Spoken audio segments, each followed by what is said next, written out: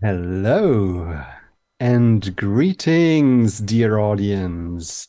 It is us, a motley crew of friendly role-playing nerds who are gonna give you hopefully a very nice experience here at Onyx PathCon 2023.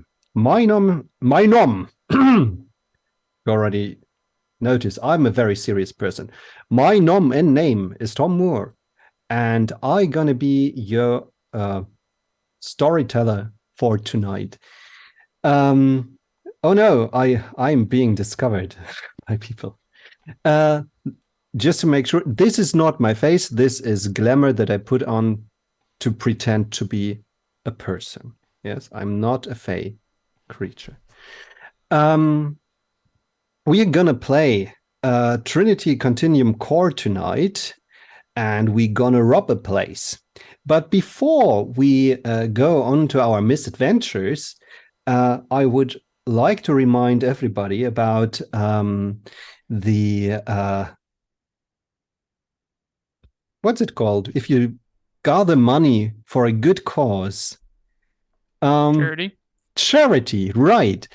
For the about the charity of this con, because we are gathering money for the Bodana Group, a awesome constellation of people who are working on mental health in the RPG space and explore the possibilities of gaming in mental health situations. Yeah. I think if we write exclamation mark Bodana into the chat, all the important informations will show up. Okay, so I will be your storyteller, as I already said, but I'm not alone because that would be very, very boring. So I brought a cast of wonderful people and I'd love them to introduce themselves. So let's begin to the person to my right on your screens, and that would be Will. Hello, Will. Hello, I am the Will. I don't exist in any physical space. I'm a he, they, and I will be playing Jasmine Bard, out of commission in my sixth agent. Things go south when you're in that business, but it's fine. It's fine, and I'm just completely fell so far that I'm now a thief.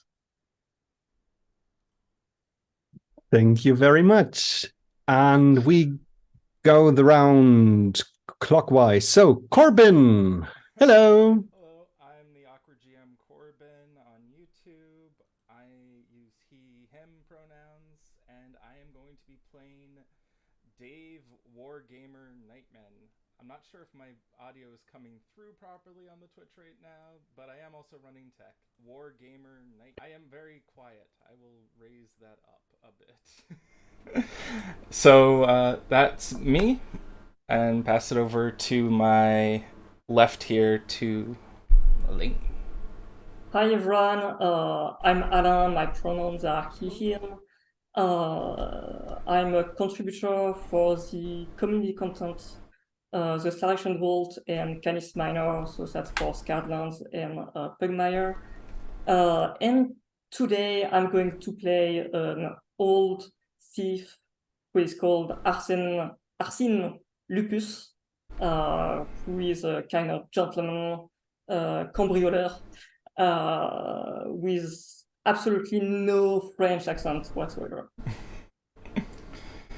Thank you very much. I'm already loving this very much. Apparently, I was muted during my intro, so I'm just gonna say I'm the Awkward GM Corbin. I'm playing Dave Nightman, a hacker who lost all of his money to NFTs. Bye. Yes, thank you. So now you have a rough idea who is going to entertain you for the next round about 3 hours. I try to be precise on the ending. And yeah, I think we might start getting into the game. Trinity Core, Trinity Continuum Core is the base setting that you would use if you want to run a game like a modern action movie. for example, or something with a few notes of super technology in it. So we would talk like agent spy thrillers, action movies, and I had so many great examples. But tonight, well, I'm saying tonight, it's still sunny outside. It's strange to run it this time. But today we're gonna go into a heist situation. And I have to warn you, because we are already in proximity to the vault. Let's sweep in on to the Reef. The Reef is a large casino complex, and it's resting aside a beach promenade. We have, during this wonderful summer night, a lazy breeze going on out there. There's so much light, and the stars are kind of reflected as like diamonds would on the surface of the sea. And we have this giant building. It is pretty new, and it's glittering like a coral reef, and you have all these lit windows on the outside, and from the top you can see there is a roof terrace with a large infinity pool and a sky bar and a lot of beautiful flowers that take a lot of money and water to keep growing and blooming like they do, but they are so beautiful. And if you take down the luxury stairs or the beautiful glass elevator, you would enter the casino area. And this is the heart of the Reef, because most of the walls are covered in aquariums. Like, you would walk and get the feeling that you are actually walking through a glass bubble, and around you there is the ocean and all the beautiful fish and sharks and other beautiful creatures. And beneath this sky of sea, you have the gaming tables, you have the croupiers, you have all the fine folk that are there to lose all them hard or not very hard earned money with expensive drinks and games of chance and skill. Well, as the soundtrack swells up a little bit and we feel that there's some tension in the music, we are drawn away from the casino hall, and actually we move along some corridors that will lead to the hotel that is attached to the gaming space. And then there's a large kitchen where all the fancy food is created by an army of chefs and servants. And we can see open fire and pans being thrown around and all the delicious fruits that are being hacked. And we also leave this place and we come through a maintenance area and then through a checkpoint. And there are 3 guards staring at a wall of monitors, watching every single inch of the whole building. What they don't notice is that they are actually watching some recordings right now.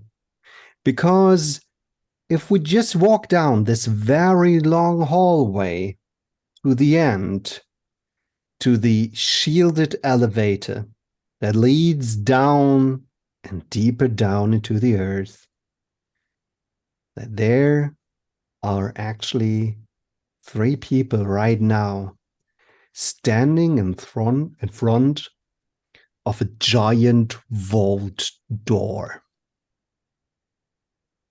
Until this point, everything seems to be working. The masquerade held up. All technical tricks worked. You're here and you're only a few inches of steel away from your prize. And there's one lock with a number code and a punch pad in front of you. And I'd like to know who is going to open that lock.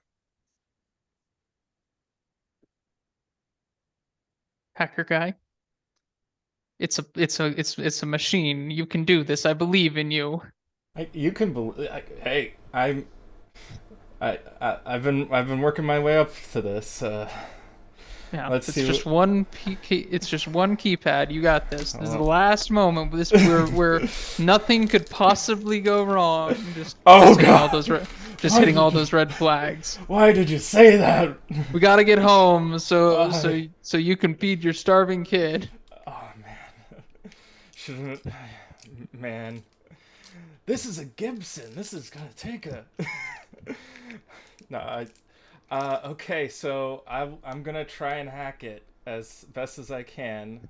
I do have a specialty in cracking codes. Yeah, password cracking. But I also have this thing called Lightning Calculator to help code break. Would that apply? Maybe you should read it, that we and the audience all know what this edge does. It is your character can almost instantly perform complex mathematics in his head. You don't even need calculators or pencils. Paper allows the character to rapidly perform tasks that would require access to powerful computers. 2 enhancement to any role that can be directly assisted with mathematical calculations. This sounds amazing. So, to explain to anyone who isn't an expert in this game, as all of us are, of course, how does dice rolling in Trinity Continuum Core work? Well, first we settle on a skill, which would be reasonably technology or enigmas. I have the same for both. I have 4. So we just settle with 1. Let's say we're taking technology. Then we will choose a fitting attribute depending on the approach you're taking. So tell us a little bit about how you're going into the situation. Are you relying on your intuition, or are you meticulously prepared for the situation? Have you set up things? I feel like I would have done research and meticulously planned, so I'm hoping for an intelligence on that one. Yeah, so we are adding intellect. We count all these dice together. Every point is giving us a die, and on a 8 and a 9 and a 10, you get 1 success. Awesome. If you roll a 10, you can mark the success. It will stay with you, but you can roll the die again. And if another 8, 9, or 10 comes up, you get another success. And it will continue with every 10 you roll. So you can get to ridiculous numbers. What can happen from time to time? You will roll against a difficulty. which is the numbers of successes required to be successful on the row. In this case, it is actually 4. Why is it 4? Because we are going to use the heist rules, which will be presented in the Trinity Core Player's Guide. There's a whole chapter about this, which is great and amazing. And we are not only entering a high security building or area in this case, but also we are about to get to the objects that we want to acquire, which will heighten the the difficulty by 1. So usually it would be 3 because of the security of the place, but it is 4. Luckily, you are smart and prepared. So My you have your large character is. you have your large dice pool, and you get the 2 enhancements. Enhancements are guaranteed successes that you will earn after you've rolled at least 1 success. So you are already halfway there if you only roll 1 8, 1 9, or a 10. We could also have your friends who are standing around you do something to help you. Do you have any idea how you can help your colleague in this situation? So keypad, yeah. Yes. Keypads wear down over time. So I'm going to presume that at least 1 to 17 of those numbers are worn down.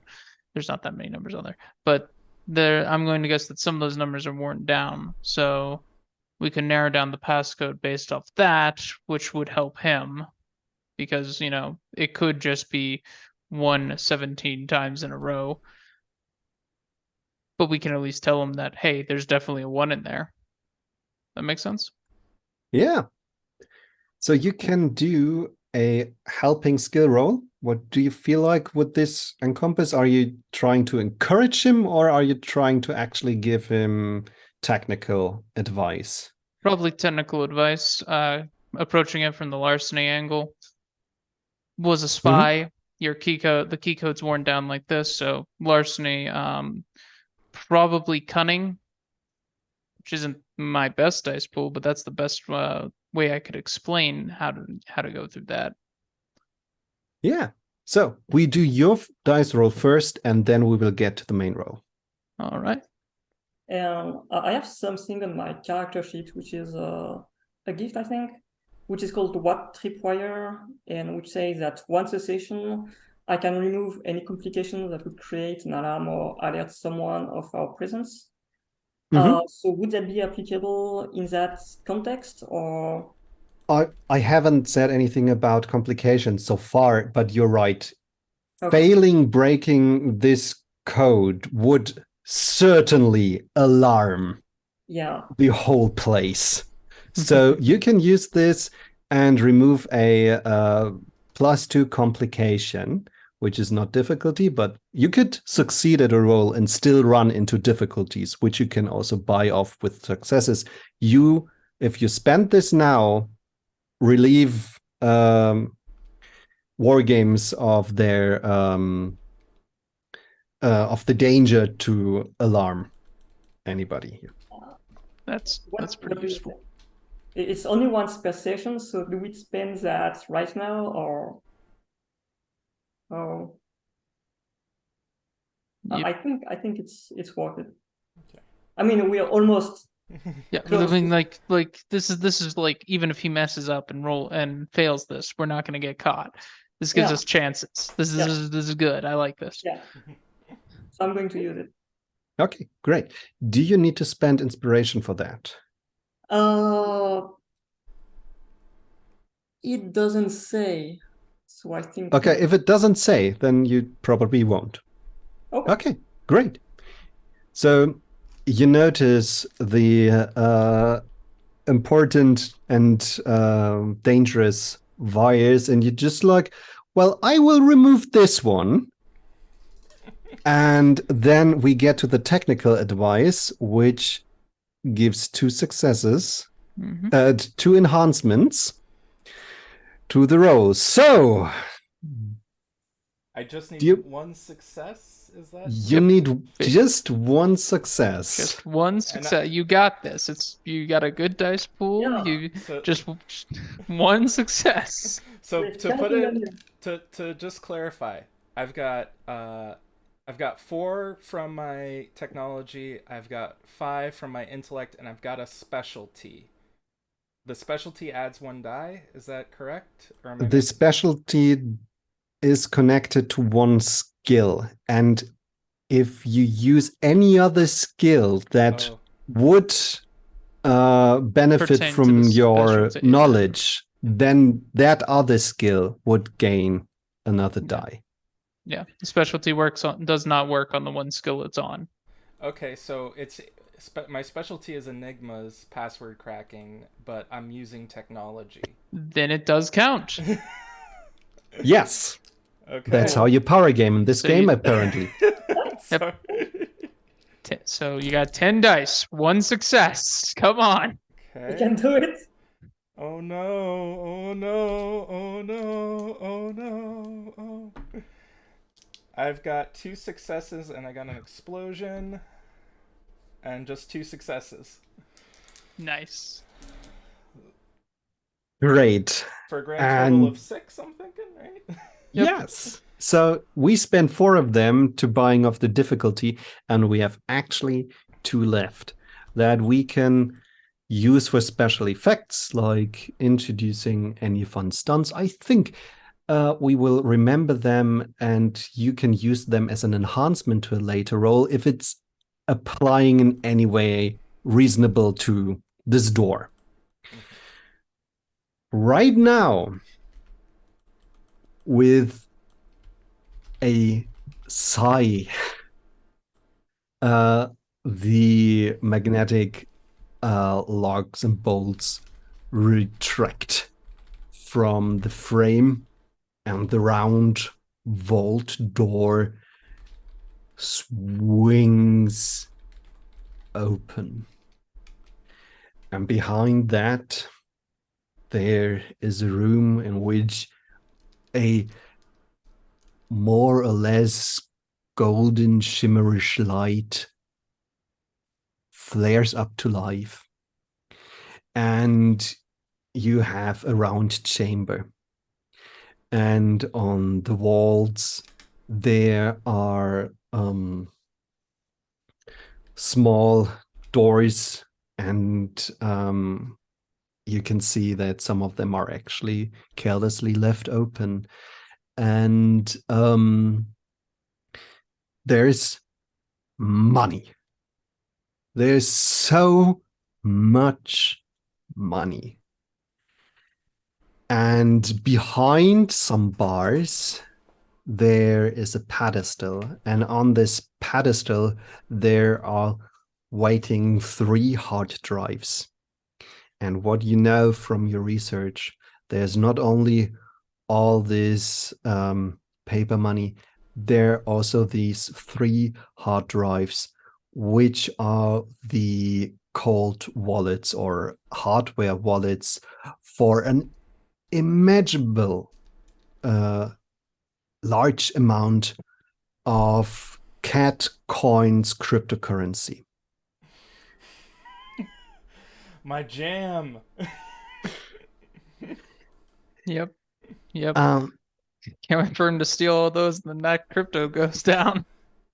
Just like his NFTs. Just think how many monkeys I can buy. This Okay. is the treasure vault of Sally Ironhurst. Sally Ironhurst is a legendary billionaire. And at least a few of you know that she has a rather checkered past. She is a rehabilitated person you would, in other circumstances, call supervillain.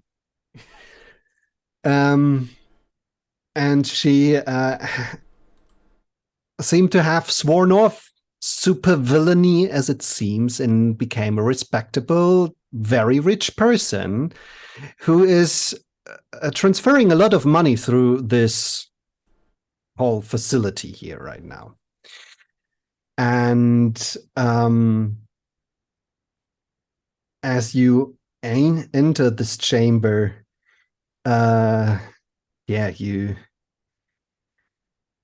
you're probably very excited, but also if anything goes wrong on the way out, she might still have some contacts and resources that she might send after you.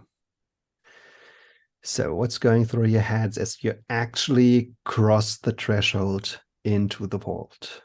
All right, you two. Get the bags, start stuffing. I'll keep guard. Somebody starts coming and you hear bullets, get down. Yeah. We'll do. Stuff. Yeah. I'll stuff the bags.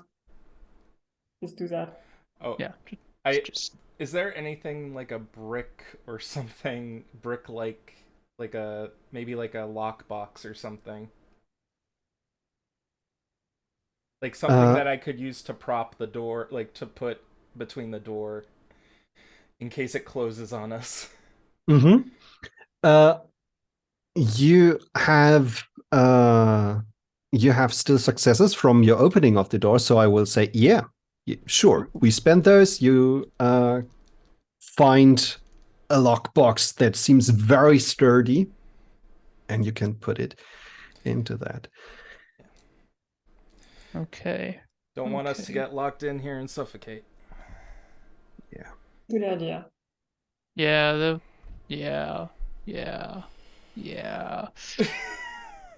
That would be terrible. We would definitely all suffocate. That's how we would die. I mean, we have guns. They wouldn't want to get into a shootout. They'd just starve us out. Die all you want. I'm going to get rich first. So I look into the open vault and start looking for diamonds and anything of value. Something that can be easily carried and concealed. Mm-hmm. The paper money will be lighter for the bags versus the gold bars. So depending on what currency it is, if it's a stack of hundreds, it's worth more than the gold bars. We can leave those. Yeah, you got a lot of $100 bills neatly packed up to the walls, and you carry lining the walls. Okay. Yeah. This is a supervillain's place. No, it's not. It's a reformed supervillain. The vault walls are lined with stacks of $100 bills. This is a supervillain's place. Nobody stacks bills like that.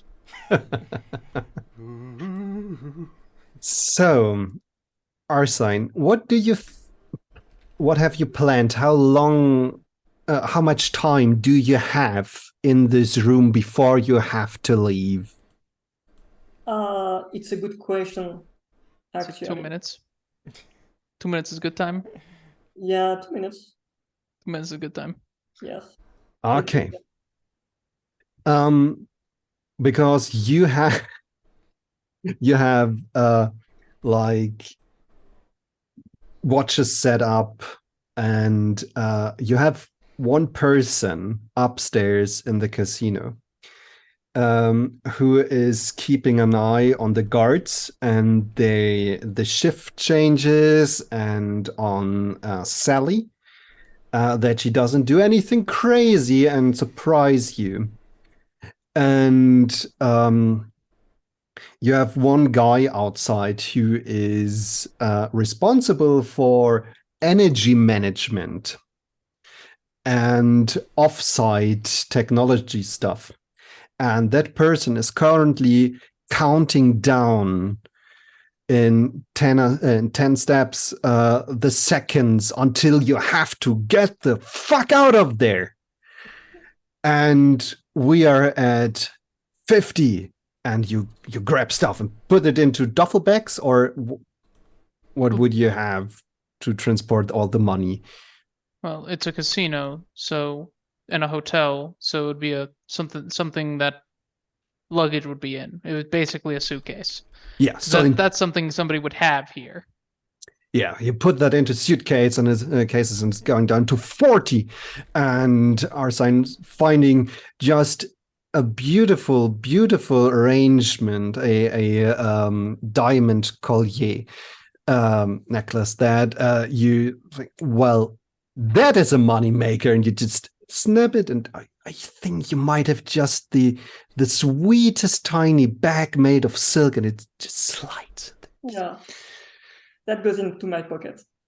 Yeah, it feels very nice, the weight of this jewelry, and we're down to 20, and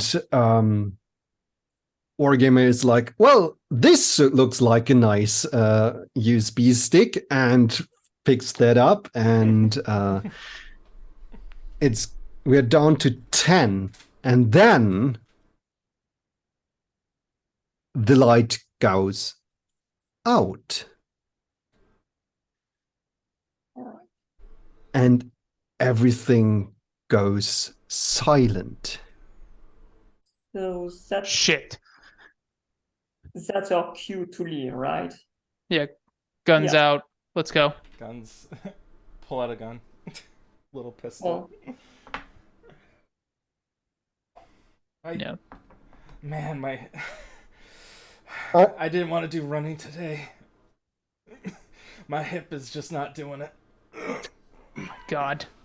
Well, if you can't run, you can't get rich. So run. I just have to run faster than you. That's not how this works. That's literally not how this works. You can't outrun a bullet. Okay. Come on, you're not that old. I mean, That, and if you run faster than any of us, we'll flip on you 100%. I used to dial into computers with a phone. You're not Yeah. that old.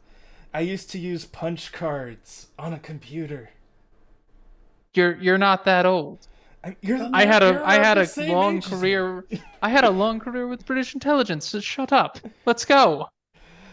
You're not that old. And you notice that there's now silence on the radio.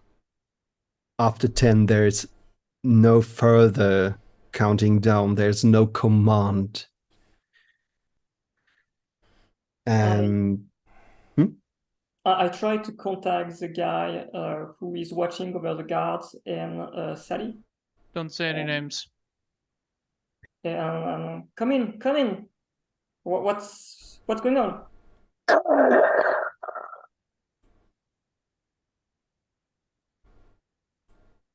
it's only static, what you're getting. Fuck.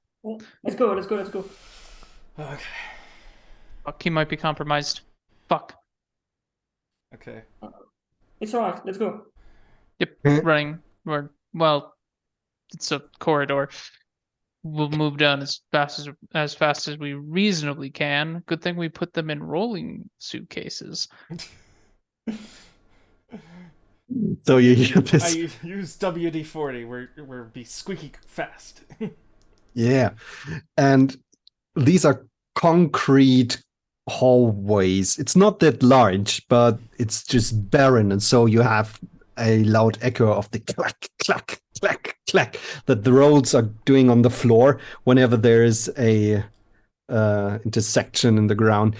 And you reach the elevator, and the doors are still open. But it's dark. What light source are you using in the pitch black darkness? Imagine one of them little tiny flashlights. I mean, I'm a thief. I have tools, so. With red bulbs. Yeah, something to keep your night vision. Yeah. It's actually a really good point because red light doesn't diminish your night vision as fast as any other light. So, Mhm. shit, is this the only way out? Well, that's not safe. Well, if there's enough power, I mean, the elevator is not going to work, right? No, not at Maybe all. that's- But most elevator shafts have a ladder Yeah. for maintenance purposes. Okay. Shit. Yeah. There should be a hatch on the roof of the elevator to access the shaft. Yeah. Right. Yes. I'm going to climb up and open that hatch. I do a very quick check if there is any alarm attached to that hatch, but given that there is no power, I mean, I don't think that there is any risk. So I just open it. Yes. So, To make a check. not at this point. You're right. You're checking for any alarms or sensors, and yeah, you find them, but they are out of commission. So you improvise a key that is words. I'm German. I have to look up words. I'm sorry. It's fair. Key, what do you mean? A very Like, simple one that doesn't have that's not there for locking complicated locks, but it's like just a skeleton key sort of thing? Yeah, like for maintenance. There are sometimes hatches that have very primitive locks in the shape of a triangle or something like that. I know what you're talking about. That's very easy to improvise, and you just open it, and the light of your flashlight is just fading out in the height above you. Okay. All right. Is there a ladder in the shaft that we can use? There is a cable that you could climb up, maybe. And this shaft isn't meant to be climbed. So they have been very, very reluctant to implement a real ladder. There are some steps built into the wall, but they're not really meant to safely climb up and down. They're just cross scaffolding. They're just that sort of thing. Like they're just there for support purposes. Could Okay.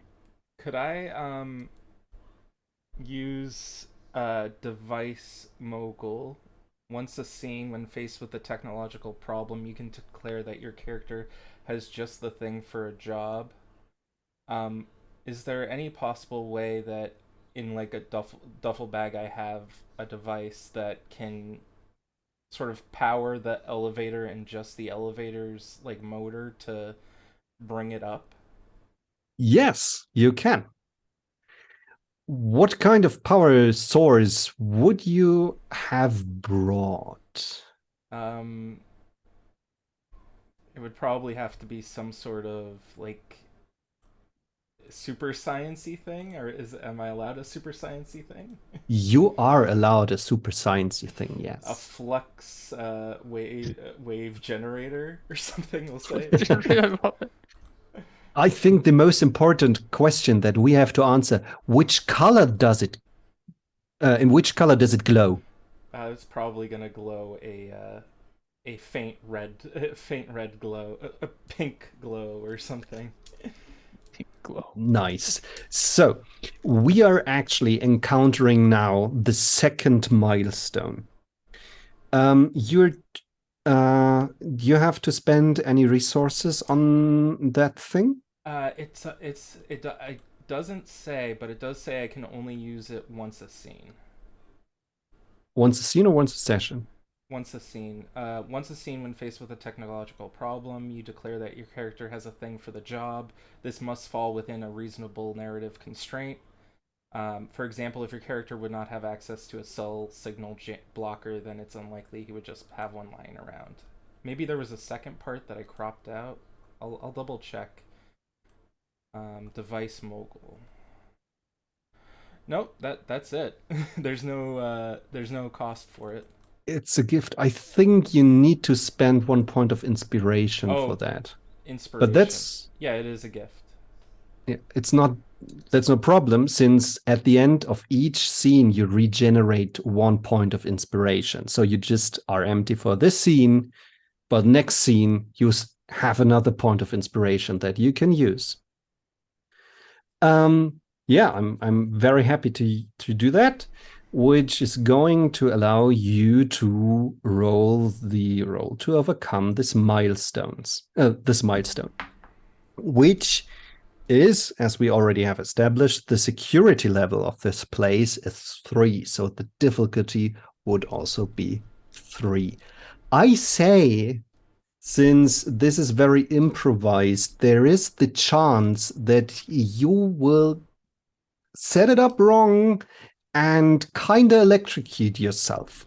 So I put on this thing a complication of 1 electrocuting yourself.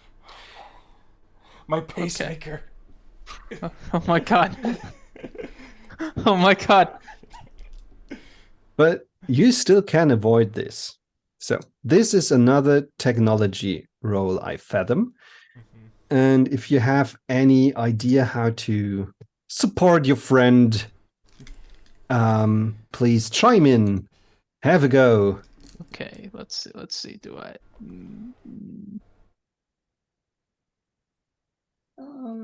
That's not helpful. Not really. That's not helpful. Oh no, I'm just hearing a lot of that's not helpful. That's not helpful. Let's see. I just realized I don't have enough dice. I'm gonna just quickly grab dice. Yeah. He's trying to jack into this computer, break in, or not into this computer, into this freaking elevator. Yeah. Yeah. Setting up a Varia connection to power it with an outside source.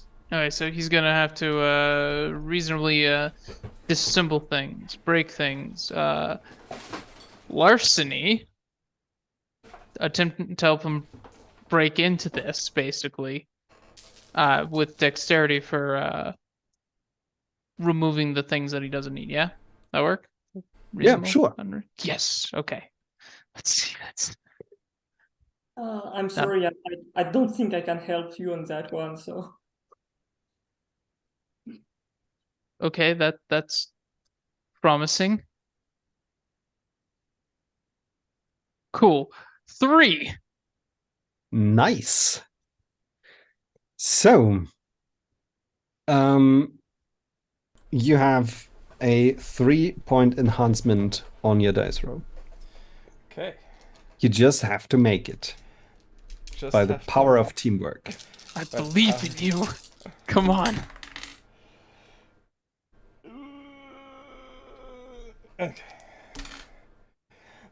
2 successes again. That means he can also buy off the complication. Yes. So not only do you succeed connecting the flux wave generator to this elevator, but also you prevent yourself from being electrocuted. And the generator starts glowing a little bit more intensive, and then the elevator comes back to life, and you notice that the lights go on and the control panel also does. Only thing that's mildly disturbing the picture is the carefully displaced panel on the wall and all the open wiring and all this shit hanging out of the wall. Yep. Is it the stuff that I did, right? Hmm? This isn't an addition. This isn't like some creature ripped through something. No, that Okay. is your work. Okay. Up we go. If there's no power in this entire building, from what we know as of right now, um, it's not in our best interest. The moment those doors open, you rip that thing out. Oh yeah.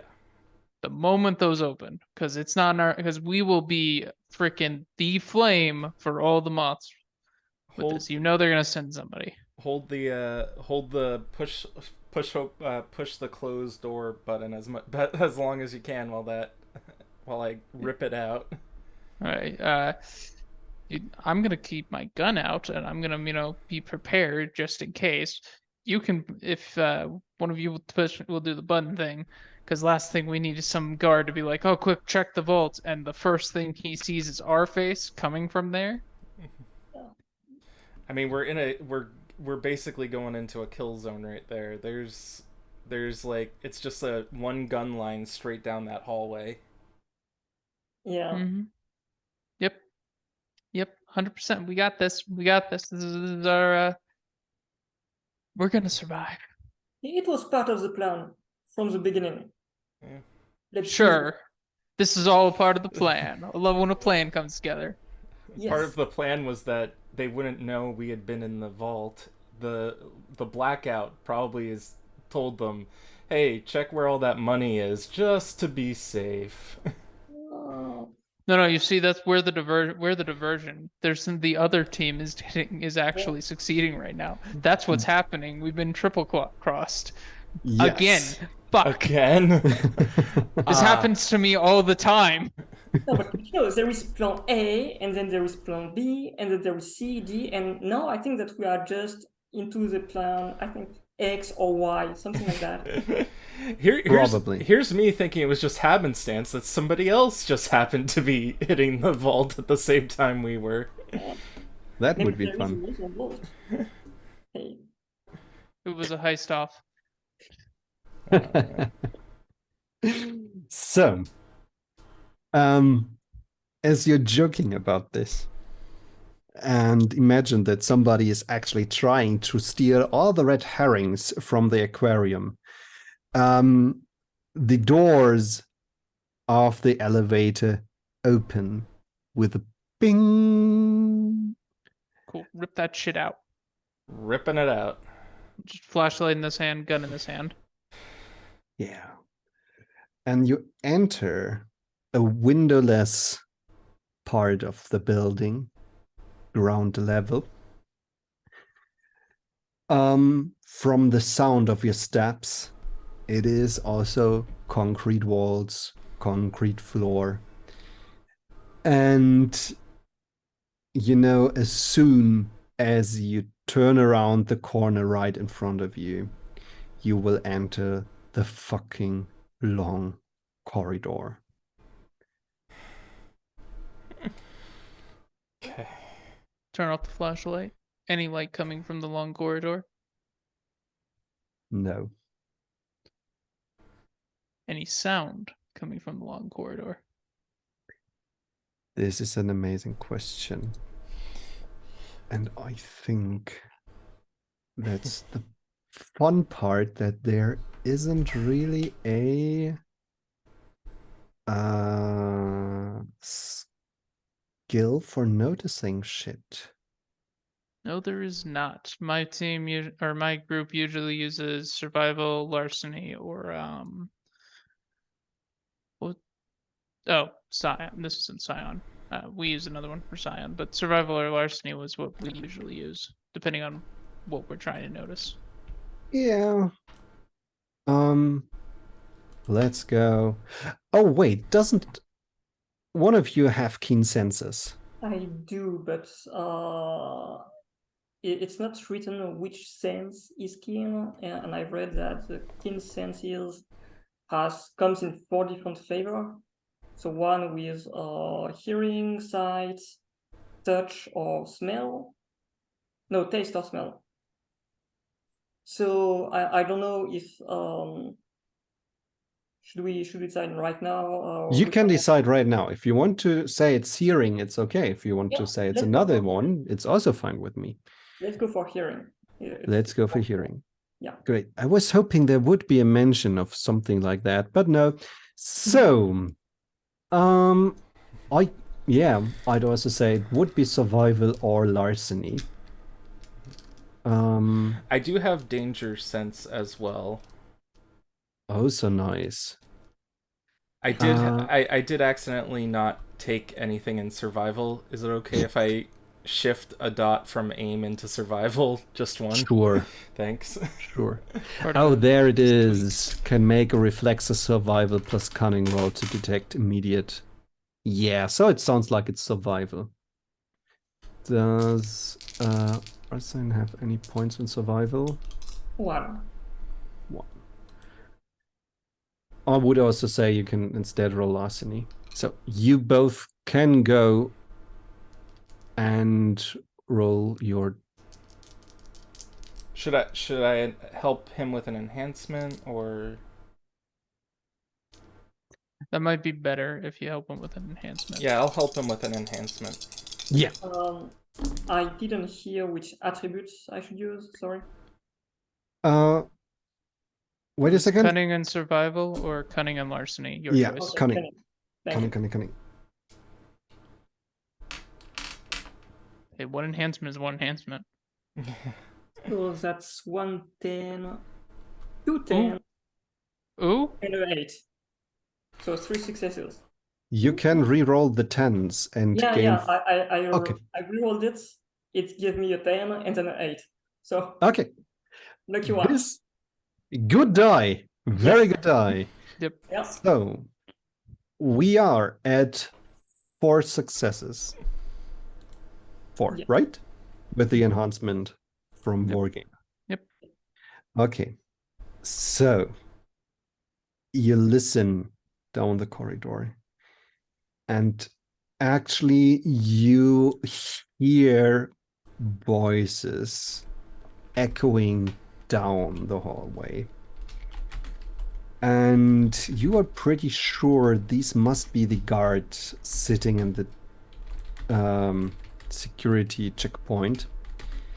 And if you can hear them, they have the door open towards you.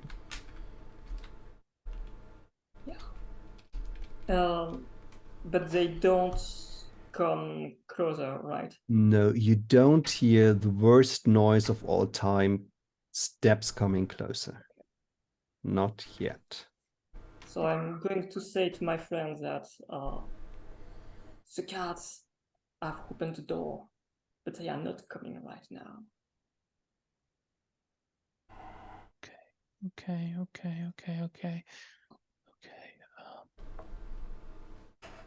Let's see. What do we do? This is your guys' forte. Neither of you are good in hand-to-hand combat, yeah? Not really. So this is gonna be up on me then. I can shoot a person, but that's gonna be loud as hell. yeah. Gonna steal my gun. Okay, so I know from having come here down here before, it is a straight path. Okay. There were 2 guards, yeah? Yes. Okay. So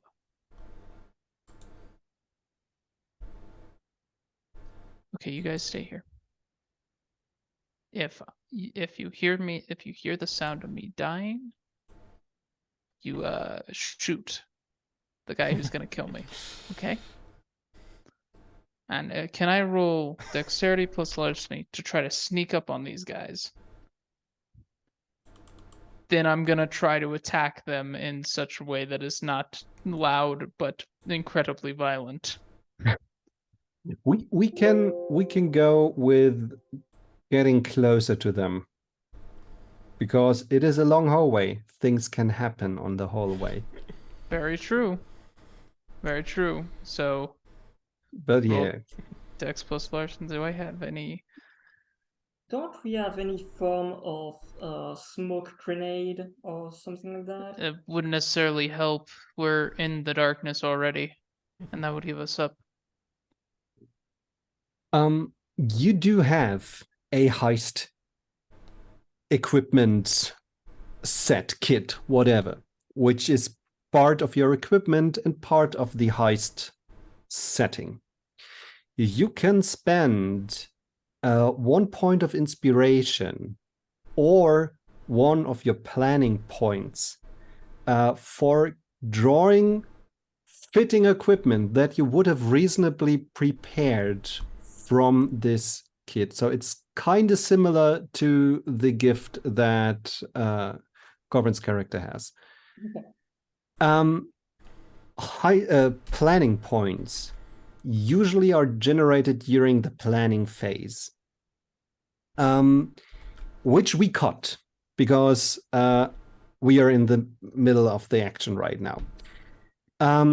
But you also generate them as soon as you encounter a milestone, but decide not to just make a generic roll to overcome it, but encounter it as role-playing, as we do so far.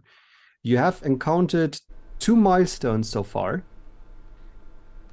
whilst RPing, so you have 2 planning points at this point. So yes, you could reasonably have, by spending one of these points, a smoke grenade in your equipment. Yeah, but Will was right. I don't think it's the right Yes, tool for the situation. So, but good Yeah. to know. Thank you. You're welcome. Okay, So, trying to sneak up on these 2 idiots. Okay. What could be a lady? We're in a casino, come on.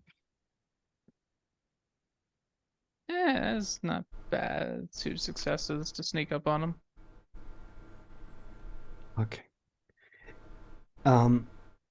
Since we only can see the point of the handheld torch you're using, give us a short description of what a audience would see roughly until half of the hallway.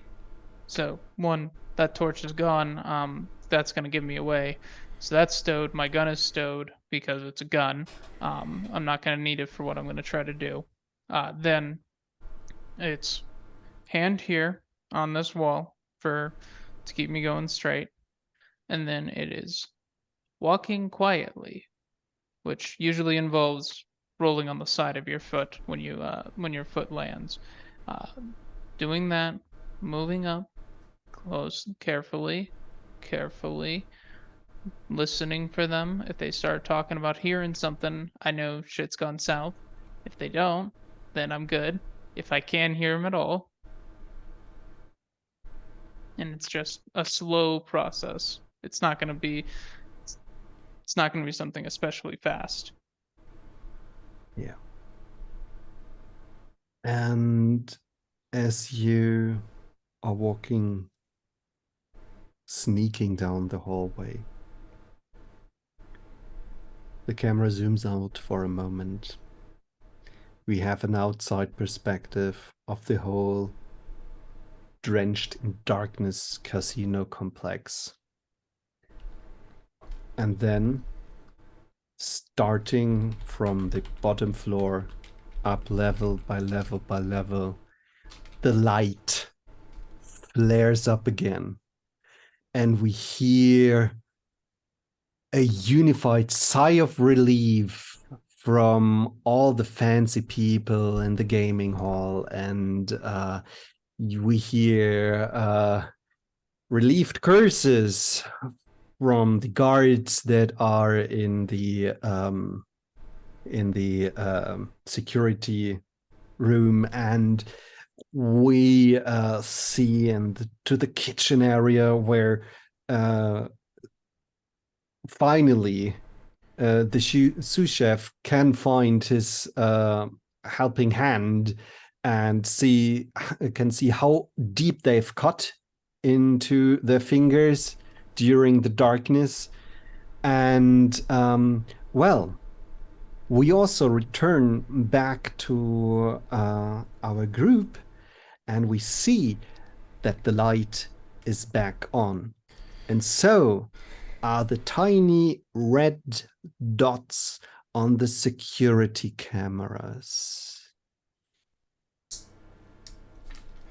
And I think it's that point that our tech expert realizes, well, this might have killed our repetition sloppy thing on the security footage. So if you don't do anything very fast, your friend out there will be on the monitors. So I have to oh god, grab a computer that like my phone or something, using my fatty fingers to try and you don't have one of those folding phones, so you don't have to worry about the fat fingers. Oh no. But actually, imagine you have one of those like that just becomes a tablet. Yeah, so I'm going to try to refresh my system so that it's running. There might be a blip, but it will just be a blip, and no one will. Maybe it'll be static. I don't know. We'll see. Question: how many successes did I need to pass that larceny check I just did?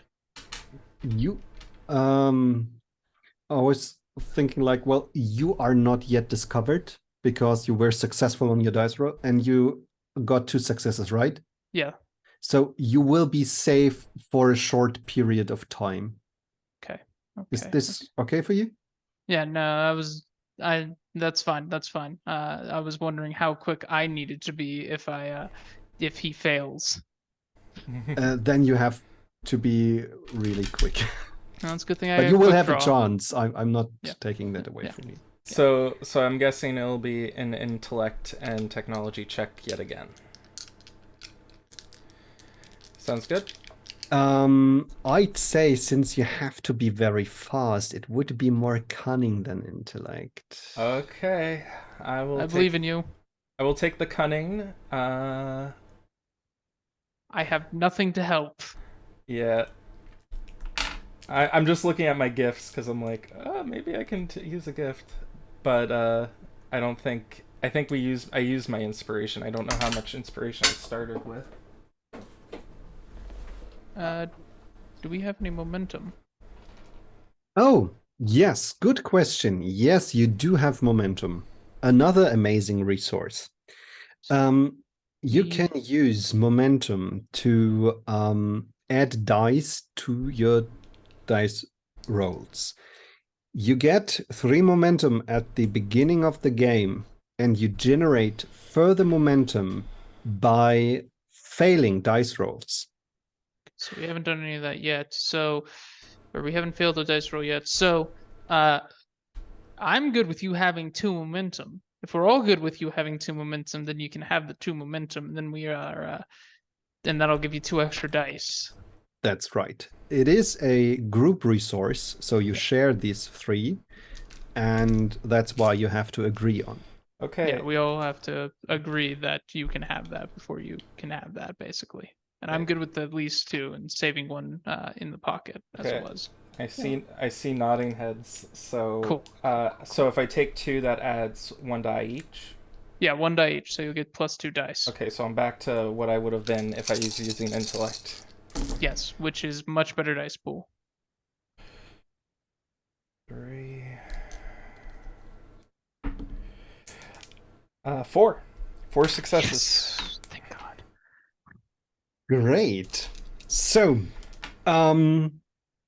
the security measures are there, but all the systems are just booting back up, as far as you're concerned, and you just slip into the booting process, and as the camera feed is starting to be processed, you can interject, and you probably have another recording of an empty hallway and just fit that in.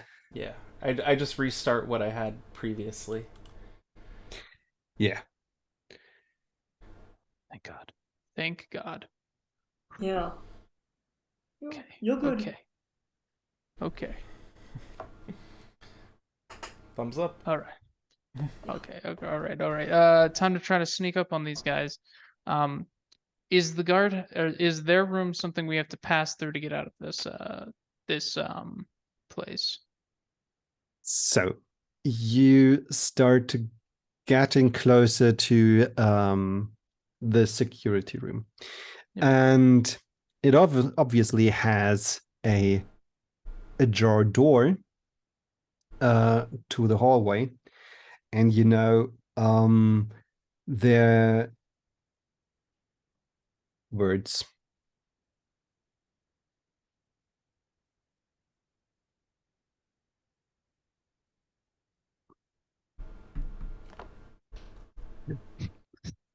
It's Yeah.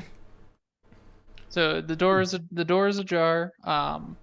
We have they can hear us because we can hear them. yeah, and there is behind that it's a double door system, and windows towards the small chamber that you have to pass, and there is a door to the room where the guards are actually sitting in, and where all the security footage is being screened. So actually, you need two doors, one for the double door system and one towards the guard room. Okay. And since it would be stupid to have the door into the other direction so that you can easily enter it from the outside, that door is on your side. So you could decide to go into the surveilled room, which would give you away, or you could go into the room where the guards are sitting. Okay. Okay. Let's see. My character was built for combat, so I need to play to that strength.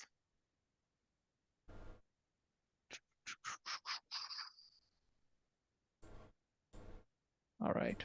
Okay, we got this. So given that the two guards are either gonna see, either we're gonna get seen and exposed, or these guards are the issue. He's got a gun. My guys have guns. Okay. Okay. No, okay. We got this. We got this. So can I sneak up on the guards?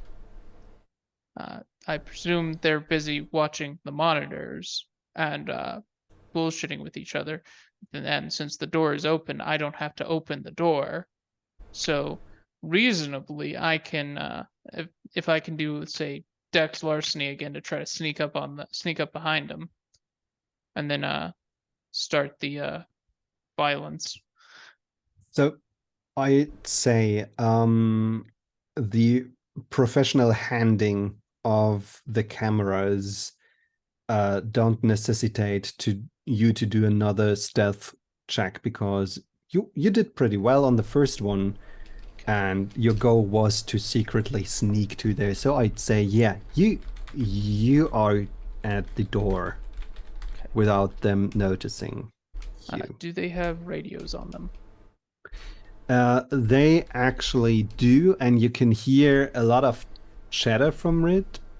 As it seems, people are getting back into connection with each other, and so they're like checking security protocols, listening if all stations are still set and ready, and if there's anything strange going on. And well, at first they were cursing at the technology, and now both of them are like all over the displays and trying to gather information, and they have to handle quite a lot at this very moment.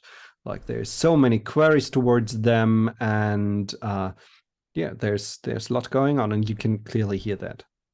Okay. So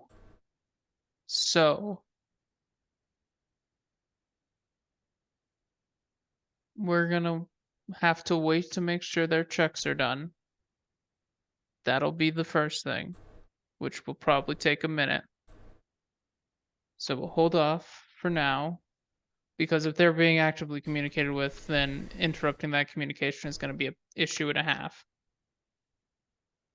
Then, after that time has passed, say probably, I've been in the military before, those checks take about 5 minutes.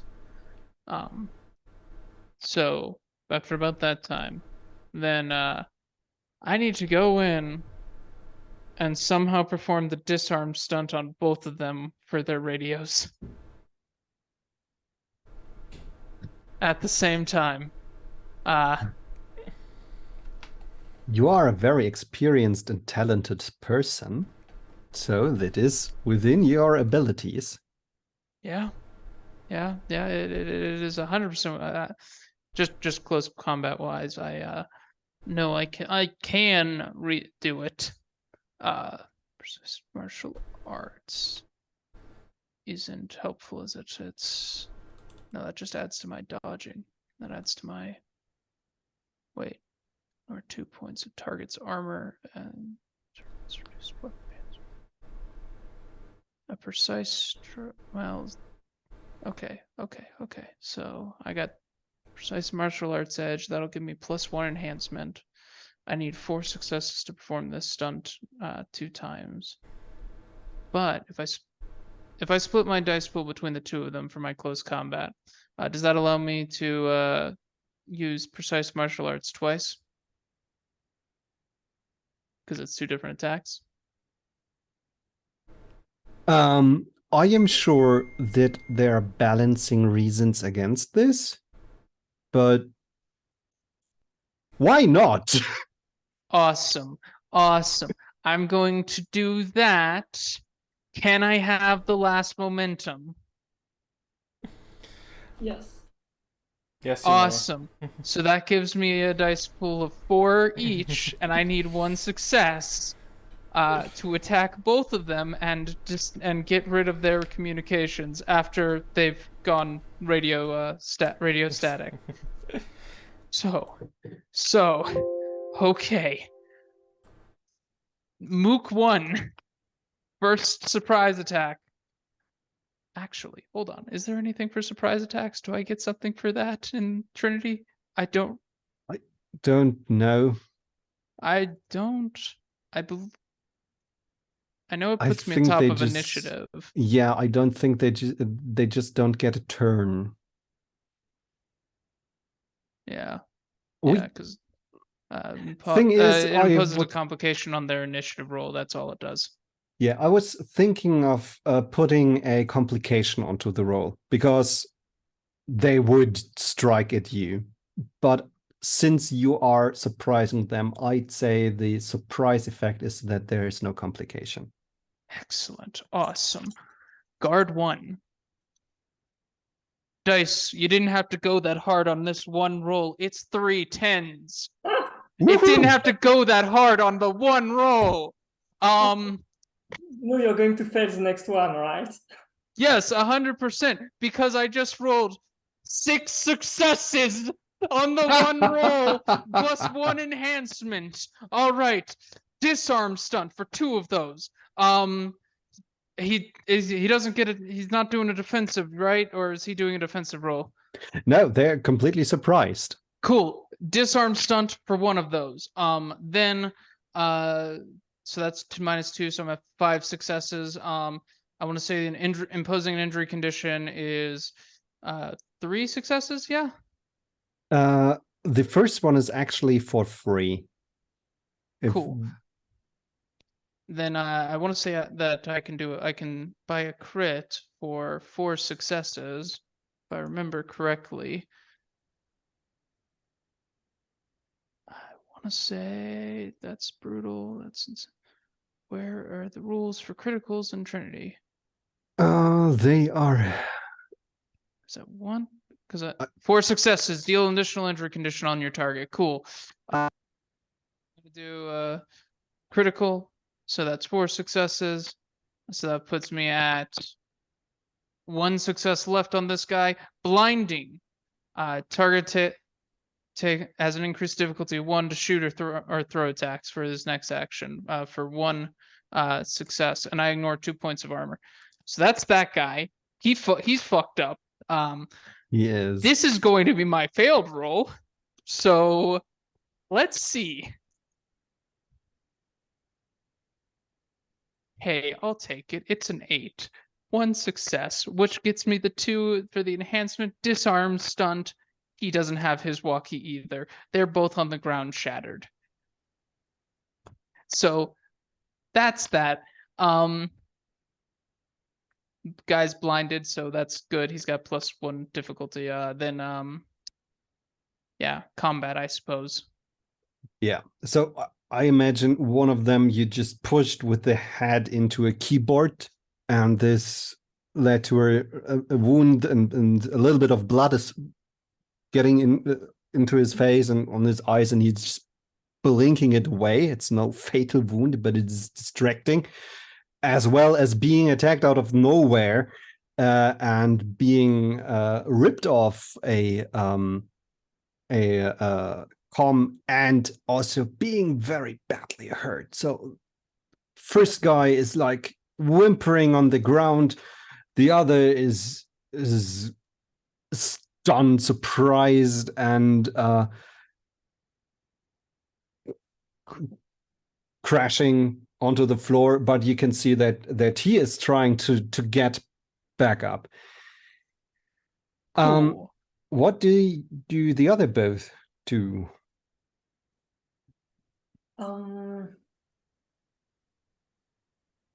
Are we close enough to the action, or do we need to spend some movement first? I think I left you at the turnoff for that hallway, so you'd probably have to spend your action to move 2 movement bands, because you can move 1 movement band of your own, and then you can spend your action to move a second one, which would put you probably at the door, reasonably, depending on. So that would be you guys running up, as it was.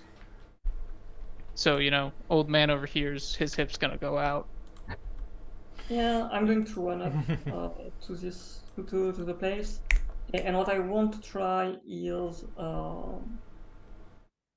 if I can, if I still have time, is to grab one of the security key card from one of the guards.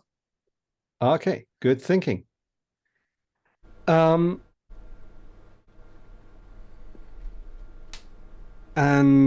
Wargamer.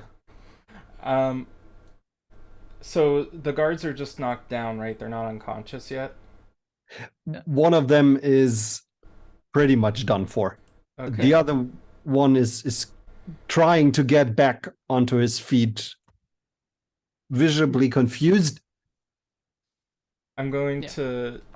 Can I try to do an intimidation with my pistol and tell him to not move? Or would that give us away? All right. No. Well, so in order to get close enough to be able to interact with him reasonably, because you'd be doing this from down the hall. Oh, okay. Otherwise, you'd have to use your action to get up close and closer to him. If we are thinking in combat turns, it could be the last action on the last turn, and then Corbin could start the next one. That is also an option. Yeah, that could work.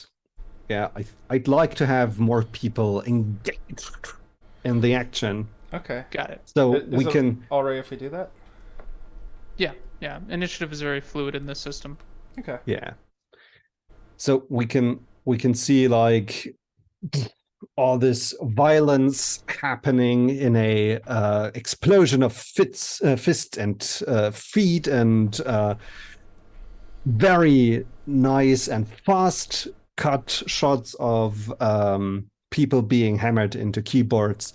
And then we see the other two members of the group running down the hallway, and our sign getting a look around and jumping over and picking up a card, and Wargamer entering the room, pistol drawn, and shouting something, probably at the guy who's trying to just heave himself up on back with his chair. So what are you shouting? I'm gonna shout, don't move, don't say anything, or I shoot. And I am going to try. Can I use a what would be a presence or presence and persuasion? Yes. I'm not. Yes. I'm not sure. Let's see. Let's see. Yeah, I don't. Oh, command. It could also be command. Yeah, it would be. I don't have command, but I do have a specialty in pistols I could add because I'm using a gun. Yes, that is very. That's much how a it thing. works. Okay. So presence plus command plus my specialty. Yes.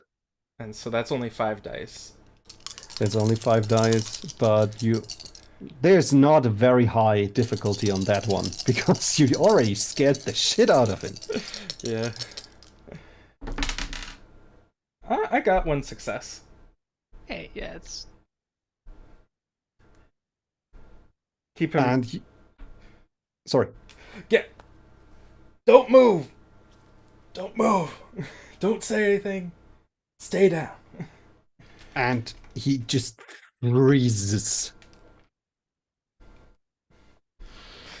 And you can still hear some of the chatter from the comms that just been plucked away. And you are in a room with all these monitors showing you all the different corners from the casino. Cool. All right. So given that man is frozen, I don't trust him to stay frozen once we're gone. So I'm gonna kick him in the head. Try and knock him out. If you will allow me. Yeah, go for it. All right. Let's go ahead and see if I can't just do a lot of damage. And I say you get 1 enhancement because he was commanded to not move and is probably expected to not be further attacked. Okay, so that was 4 successes plus your enhancement plus my enhancement for precise strike. So that's 6 successes, and I ignore 2 armor. So that's if his armor rating is 2, then I immediately did 1 damage, and then I did 4 for a crit, 4 successes for a crit. So that's 2 extra damage done to him. So yeah, he is out. Cool. He's out. Mr. Blind Guy's still mildly awake. I only did 2 damage to him, so he's got to go down now. I think at this point we can safely assume that you're taking them out. Okay, cool. I am versed in this combat system. Cool, awesome. They are both out. We can now safely move on. Actually. No. I catch my breath. No, we don't. I grab one of the radio and I check if they call the security center directly, and I try to reply like, "It's okay, nothing here." and I try to imitate the voice of the guy because I heard them previously, right? If that makes any sense. Yeah, you have crossed the security checkpoint before. Yeah. You had gone through here in some kind of amazing charade, like maybe you have been taken down there by other guards in a secret compartment or anything like this. We don't know.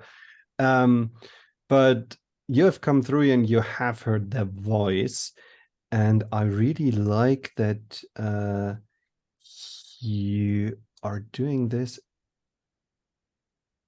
And maybe misdirect some people from your location, actually.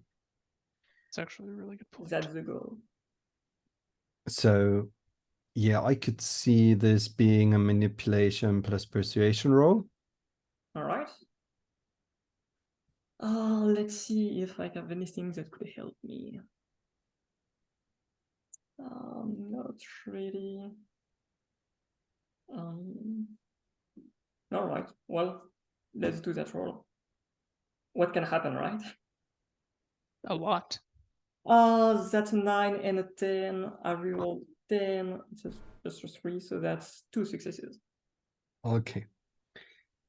You get into the communication and you reassure everyone that everything is fine and there's nothing to worry about. As you do this, you look at the security footage and you actually get a view of Sally Ironhurst, who is or probably has been calming down the people and the casino and reassuring them that everything is fine. It's nothing to worry about. You can just continue. The entertainment will just pick up where they left it before the energy went out. And of course, she would graciously have one drink on the house for everyone, but it's not like anybody here needs that, right? And after she did that, she goes to the side and you see that she is actually talking to her chief enforcer, a person you have identified as Trish Knuckles. And since they're not talking over communications, but in person, you can't hear what they're saying. But you're pretty sure that Trish has been given orders to investigate. And you can now decide by the information that you are spreading if you want to draw Trish closer or if you want to actually send her away. The answer is away. I don't think I could beat them. Yeah, definitively. Let's send her away. Where would be a good spot? Because what's our plan of escape? Do we want to go through the main exits, to the hotel, to the pool deck? So we're gonna have to go through kitchen maintenance. Yeah. If we were parked out front, so we're probably gonna have to go out the main through the gardens, through the hotel room, through the gardens, out the main exit with our bags, which might be why we have hotel bags, because it'll look like we just came out of the hotel. Yeah. So it might behoove us to either have the pool, the concert hall, or the casino be where that person is sent to. Because if, the offices are small, we don't want them in maintenance or the hotel area or the gardens. Yeah. in the casino is going to be crazy enough because there's a bunch of drunkards in there. It's a casino. What about the? There was a bunch of drunkards in a casino. What about the pool deck? We could, but the issue there is what's there to secure in the pool deck. Ah, that's fair. That's very The fair. pool? Yeah. They're gonna steal the pool? Meanwhile, the casino, card counters, rigged machines, people just being drunk and disorderly, that's stuff that somebody like them is gonna have to deal with. Yeah, I can just simply notify them that there is some people with suspicious activity at table number 42 or whatever. Yeah, that would be the best. Somebody's counting cards at blackjack. Yeah. Okay. So you are occupying Trish in some place else. Great. Cool. So, as you already discussed, you have to go through another few checkpoints to leave the building. And even though you did the best, you know, the guards will be on edge by this point. Yep. Blackouts will do that. There are a few more, some very discreet in between the ordinary people who are visiting this place, and some are standing at the doors. So, from this point on, through the double door system, as I learned it's called, you get into the kitchen and maintenance area. And from there, you can decide to either take a very long hallway that leads close to the offices. So there's a chance that you actually might encounter Sally over there. Or you would go through the hotel, and might have more guards on that way. But we can blend in better if we go through the hotel because we have luggage. Definitely. And it looks like that hallway has to have us go through the hotel anyways. Yeah. So if we just exit stage right sort of thing, go from here into the hotel, while there might be more guards, go straight. we will look like hotel guests. Yeah. Just wash your hands because I'm sure that you have some blood on your hands. Nah, it's on my feet. I kicked them. And I pushed them. The blood's on the environment. Okay, I'm a professional. I'm not some. I checked to see the bloody footprints behind us. Are there any? There's probably like for a solid like 2 footprints away, and then it's done because I kicked him in the back of the head. If I kicked him in the face, there'd be more blood. Would anybody be against me jerry-rigging a gas leak in the kitchen for later? Do that 100%. Give us a timer of about 2 minutes. Once we're in the hotel, have it go. It'll go off, and then the guards will be like, "Oh no, we're being attacked in the kitchen for some reason," and they'll rush past us and not look at us. Yeah, that's our best option. I'll set up a gas leak and then set up like a little like lighter thing, just like a little device to strike a flint and hopefully do a ball of fire. Okay. Who doesn't enjoy a little bit of fire? And I think this is also playing into your strength with technology. Yeah. I do have a thing called plot twist, which is a gift, but it costs an inspiration. I don't know if I have any left. How is inspiration calculated? You get one at the end of each scene. So with the combat being over and we entered a new scene as we entered a new area, you got one. Okay. Yeah. So basically, what spending the inspiration will do, it was impose a complication equal to my intuitive facet onto a puzzle. So it would add a distractions. So it would add a +2 complication to the distraction. Nice. So it's even harder for them to not pay attention to. I like it. I like it.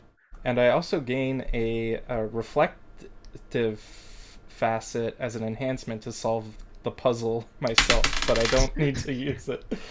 I love that. I don't know why.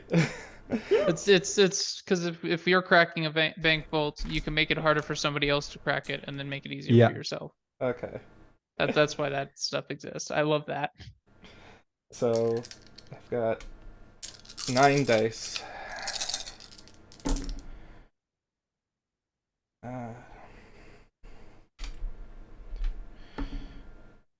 3 successes. Nice. I mean, I didn't even know if I needed to roll because it's a gift. I think usually it says that you need to roll something. I think. Okay. I am, to be honest, a little bit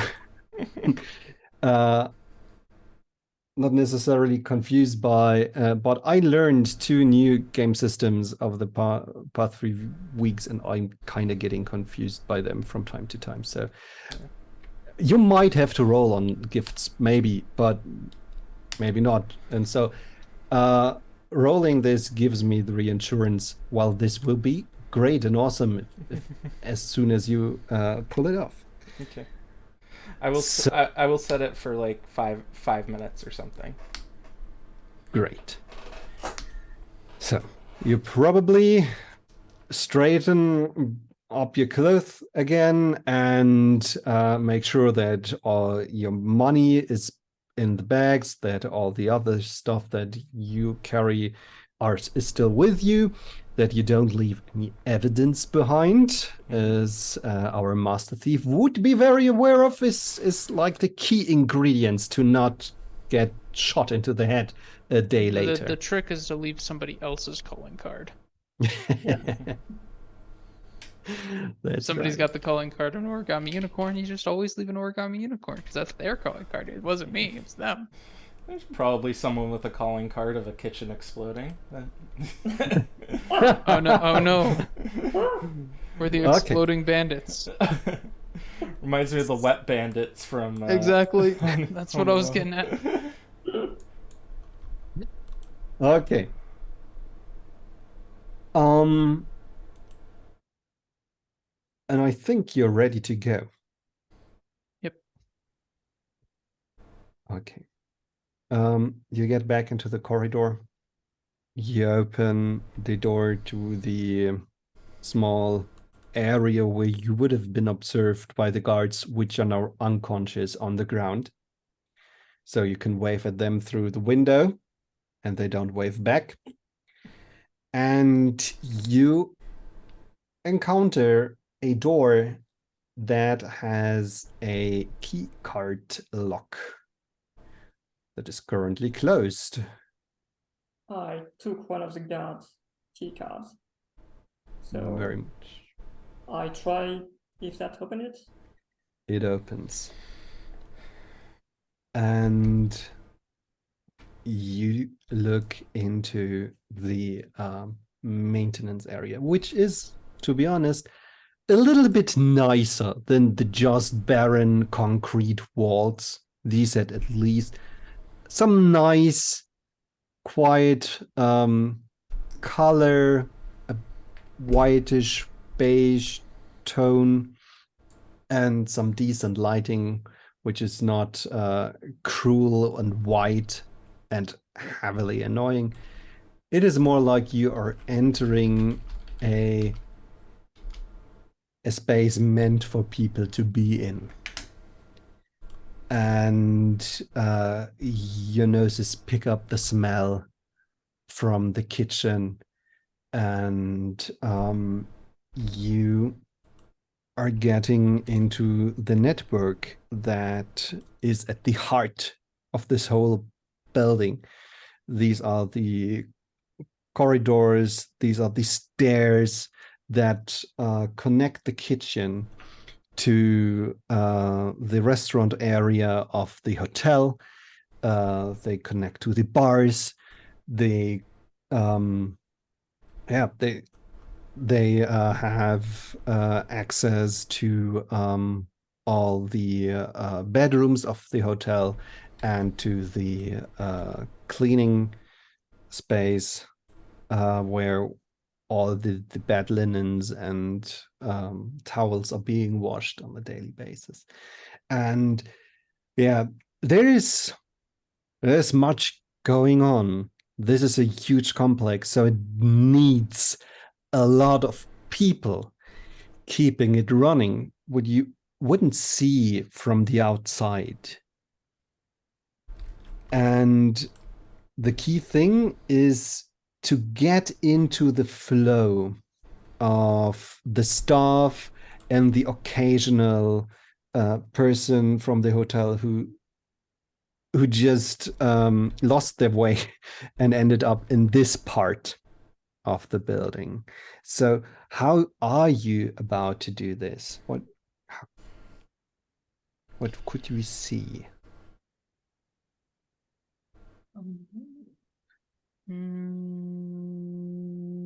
So integrity is used for both detecting and being a liar. So it might behoove us to use either integrity. I could also see an argument for maybe larceny or humanities to pretend to be a lost tourist. Probably. So I would be before we inclined to do before we do any dice rolls, I would like to get it in a picture. How does it look? What are you actually doing? Like, we're going around like, where are we? There's no signs anymore.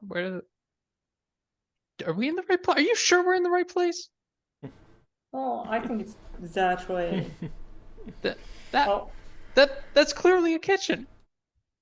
Just that whole just ham up the stupid tourist thing. Where's the manager? Now we don't need to go full Karen. Now hold on. I remember this slot machine. This was the one by the exit. All we have to do is act like we're just lost enough to not know where we're going, and then we ask somebody. If we ask somebody, now we don't look wrong for being here because we're with somebody to get us back to the hotel. Actually, this is the moment as a young man wearing service personnel uniform is noticing your obvious navigation problems and comes closer and asks, "Hello, can I help you?" Yes, where are we? We were looking for the casino, but the signs all vanished. I see. Were we looking for the casino or the hotel? No, it was the hotel. We had to put our bags away first. Sorry. Did I take my Alzheimer's medication? Did you take your... Is it you? No, it's you. You took it. We watched you take it, remember? Sir, can you please show us to our room? Are you sure it wasn't a Jolly Rancher? Okay.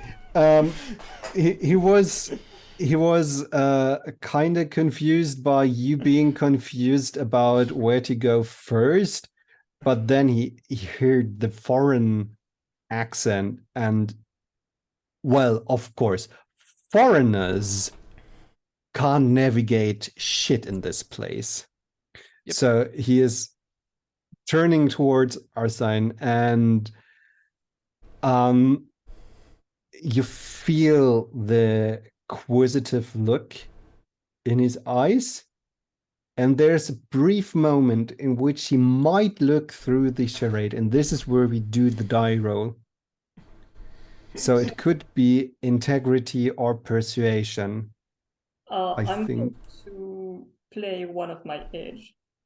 Ooh. Okay. Ooh. I have an alternate identity, Yeah. and we haven't decided what that identity was. So let's say I'm the Marquis de Champenois, and I'm just a rich guest here in this hotel. Would that be reasonable? Yes, it would be. And I probably booked a room in advance because in preparation for this heist. Mm-hmm. I think that would give you. Are there any bonuses attached to your second identity? Let me read again.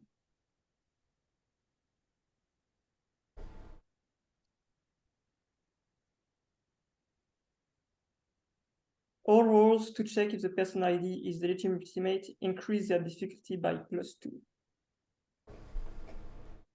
Ooh. That's good. Yeah. So you do your persuasion plus presence, I think. And I will try to look through this. We do a contested roll, and I have to surpass your successes by 2 additional. Yeah. Right. Like, ooh, that's good. That's really good. Yeah, it's fun. So let's roll. That's a 9, and that's just 1 success.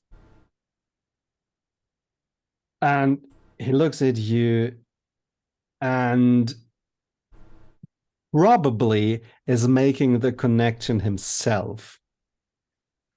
I'm a Marquis, Oh, yes, you're right. I'm so sorry.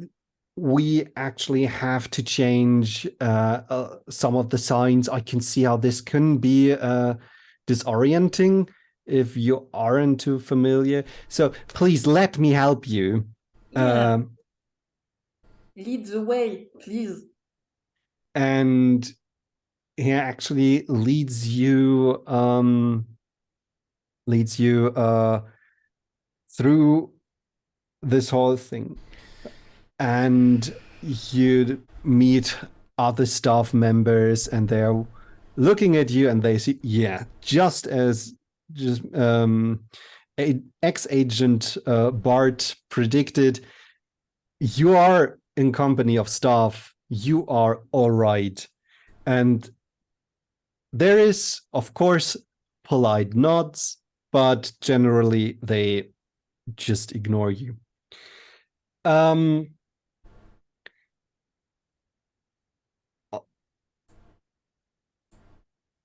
don't think we see how Wargamer sets up the leak. Because oh yeah, so it would be going off probably by the time we get into the next room. Well, you give us 5 minutes. It's not that long a walk. I would imagine you'd give us probably about a minute in the other room, and then what you can do to describe it being set up is while we were walking, you were just, oh no, I tripped, turned on the stove. Oh no, I draw. We already did that earlier, though. I thought that's the whole setup in the kitchen, right? Or we weren't in the kitchen when you actually used that power, though. So this would be you. This would be when. Oh you yeah, dash. I would like slip on some of the, like, nonchalantly, like, turn on a bunch of the stoves to just enough to get to go past the click, and then leave one clicking. Yeah. So, or leave the device. You're probably counting in your head down, and the kind staff member actually takes you through the whole area, and then asked again, where would you want to go? See, you've got your luggage. Shall we take it and we can bring it to your room? Or do you need a car or anything like this? Are you about to leave? Yeah, we were about to leave. Our plane is in 3 hours. Oh, I see. Yes. Do you need a taxi? No, that done. Okay, Thank you, great. sir, for helping us. And I pull out 100 and put it in his palm. Thank you very much. Merci, Yeah. mon ami. He's very polite and professional about this, and let the bill disappear. And with a professionally friendly smile, he nods and turns around and leads you towards the glass doors that are your barrier towards the garden.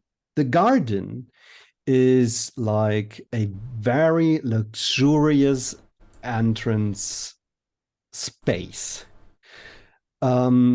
It is called this way because there is so much greenery. There's also a small bar where you can get your welcome drinks, and there is staff at the ready to pick up anything that you want to get rid of, like jackets or luggage or stuff. So they would bring this towards your guest room. And it is a very, very nice place. It is also an area where some very interesting pieces of art are exposited. And whilst ex-agent Bart and Wargamer see that there are actually two guards standing at the door and are making passport checks. For anybody who's trying to go through the glass doors, Arsine picks on one of the pedestals. There is a figurine made from green jade.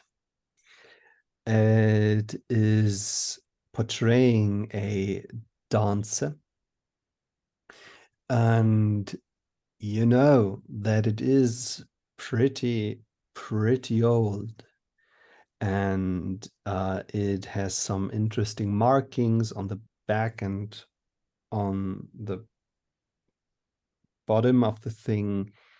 And you know this because until a month ago,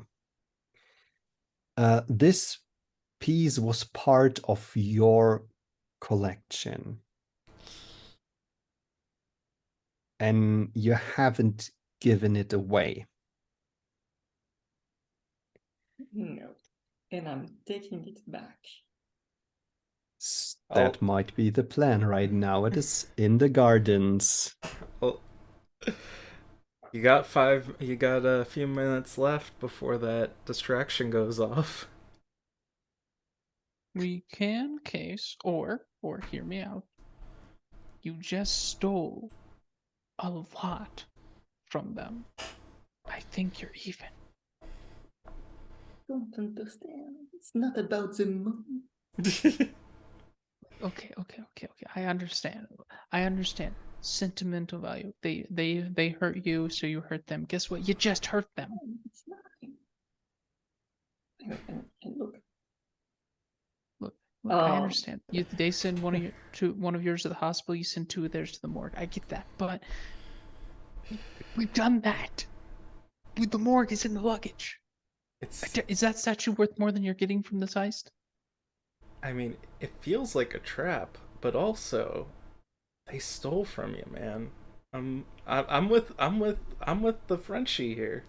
No. You don't understand. No. Don't. Listen. Too many witnesses out in the open while the explosion is there. You already got payback. We stole from them. Sure, it wasn't intentional payback, but you still did. We have what? 1 minute, 30 seconds? Yeah, 1 minute 27 now.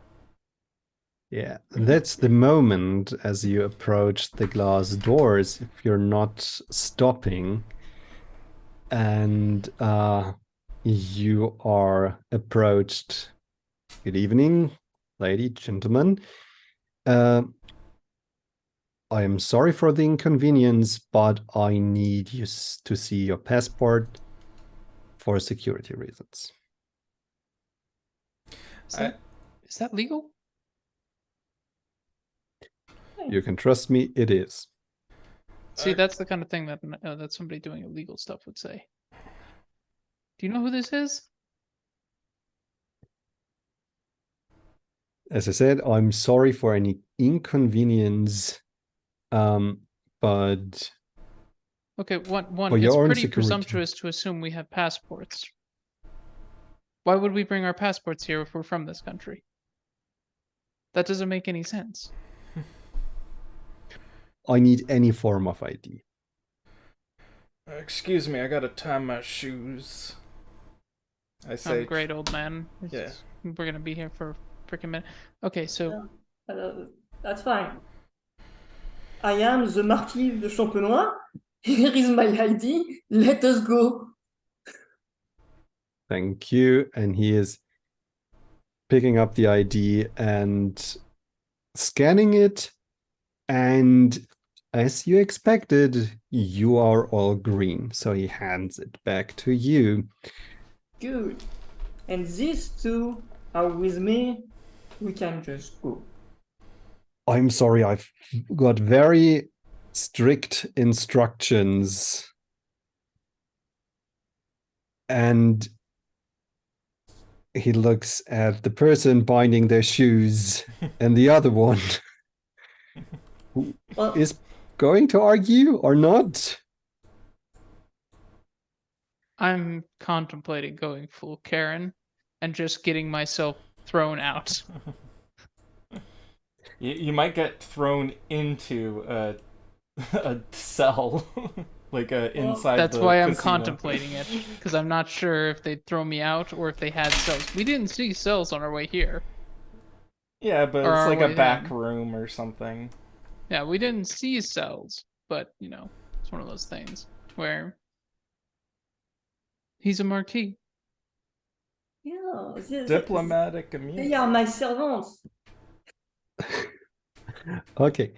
And I think this is the moment in which your explosion goes off. Just fucking utter terror. What the? Jehoshaphat, what? Yeah. I imagine old man fell over.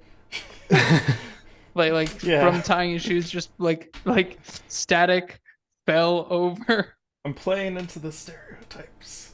Yeah. And well, the guards also shake, and one of them very easily is distracted, and after the first seconds after the blast, reorientating themselves, they are like, well, okay. And you see the notion that at least one of them is maybe going to check it out.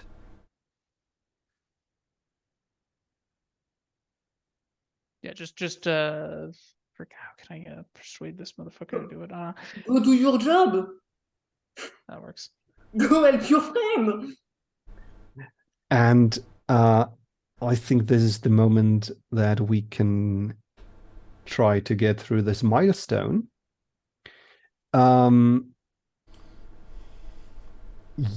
You're playing up the ID situation. This is, I'd say, another 1 die.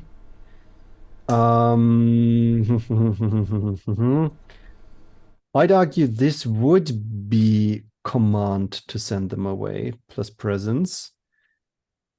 Can I do a manipulation integrity, playing scared woman to get these men to, want to be a bit more heroic and thus go do their job to give him some enhancement?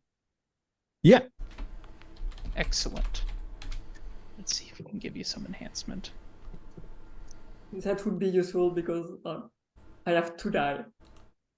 Oh. Do we have no left or not? You haven't failed a roll until now, I think. Might be the first one. We have not. That's 1 enhancement on my end. You get 1 success, you'll have 2 there. So yeah. So let's roll that presence plus command. I will roll for his sense of duty, so it's a contested roll. And it was a pretty nice explosion, so I will increase his difficulty. I rolled 1 success. So with the enhancement, you have 2 successes. And yeah, he looks at the very obviously frightened woman, and then it's just like, well, do your thing. Yeah. Hey, madam, come. Let me help you with your case, and let's move on. And well, he goes down the corridor towards the source of the noise, and actually there is now a lot of commotion going on because it was in the kitchen, right? Mm-hmm. Yeah. So there are many people. There might be further hurt after the blackout, and there's also a lot of fire since they're cooking with the gas and stuff like this. So there's a propane tank or 2 on fire. There's chaos going on. Yeah, so playing up scared woman still. I'm gonna go through the door. I'm gonna try to go through the door because there's only 1 guard right now. So yeah, playing up scared woman, just oh my god, the place is on fire. Just screw your checkpoint. Yeah. Same here. I'm gonna get my shoes tied and then go It'd through. be funny if yours was chasing after me, not realizing, and as if you forgot that the explosion was happening. Oh, the statue. I see the story guide's eyes go up, and it's there. People aren't looking. People might not be looking, but it's also not a risk we need to take. You already got the tit for tat. You sent a message. You also blew up a bunch of her employees. That's a lot of healthcare she's gonna have to pay if she provides healthcare. So, well, let's get through the door first. Got it.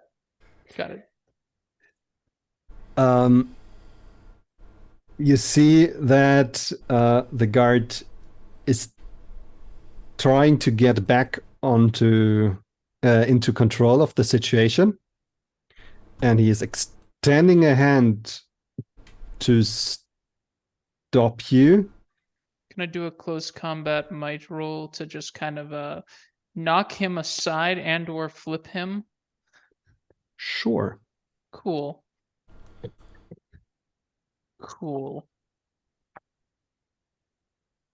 Just, utterly terrified woman just runs up and Okay, you don't gotta go this hard. Why? So that was 8 successes. Dice pool of 7. I ignore his armor and have +1 enhancement on this too. So, or I ignore 2 points of armor. So assuming he's got 2 points of armor, I immediately did damage to him. With my 9 successes, because I got that 1 enhancement for Persuade Strike. I can only buy dealing well, hold on. What stunts would be best? Because if I buy a crit, success, feint, generate enhancement on. So 1 success for a knockdown. So that'll put me at 8 successes. For every success spend difficulty, you may push the opponent back a number of meters equal to your might. And I'll do a 1 success on a shove, which will push him back, or which will push him aside 4 meters. So he gets, shoved and knocked down. So that's 7 successes left. What was his armor rating? I don't think we have to go into all the math. With 9 successes, you're probably taking him out pretty much at this point. I mean, at best, I can do 2 damage if his armor rating is 2. Well, I can only because you can only deal 1 additional. Well, I say he's taken out. Okay. Well, that was by accident. I was just trying to be a hysterical woman, and like years of training came through, and he's down. Let's go. I didn't mean to do that one. You now know how dangerous I can be. Why did the dice go so hard? I rolled that same dice, same die 4 times before I got it, and it still landed on a 9. Well, sometimes the dice gods are with you. And my next game, I'm gonna die. I just know it. Probably. But it's not the next game. It's this game. That is true. That is true. And you enter the garden. There is a faint sound of music coming from the concert hall. You know that the music you're currently listening to is actually owned by some rich guy because they bought a music NFT for this concert. And you are informed that this music you're listening to is owned by somebody else, so you may not record it in any shape or form. And it is graciously given out to you to listen to it once. Yeah. So just to be aware, don't copy this music. I take out a tape recorder. Why you're the tech guy. You should have like a much better recording device. What? But it's more fun this way. You don't get the quality, the same audio quality on MP3 as well as tape. Old man. Why? Okay, fine. It's an 8-track tape. Oh my god. Where you can record next to that jet statuette. Yeah. We don't need the statue. It's just you don't need the statue. He needs the statue. We already got the tit for tat. There's a bunch of people around. Haven't you heard of the collection? His collection is priceless. That's right. So, the thing is, you are about halfway towards the exit, and halfway towards the statue. There is a nervous atmosphere right now. Of course, people noticed the explosion. Hopefully the fire alarms are going off. That was the point.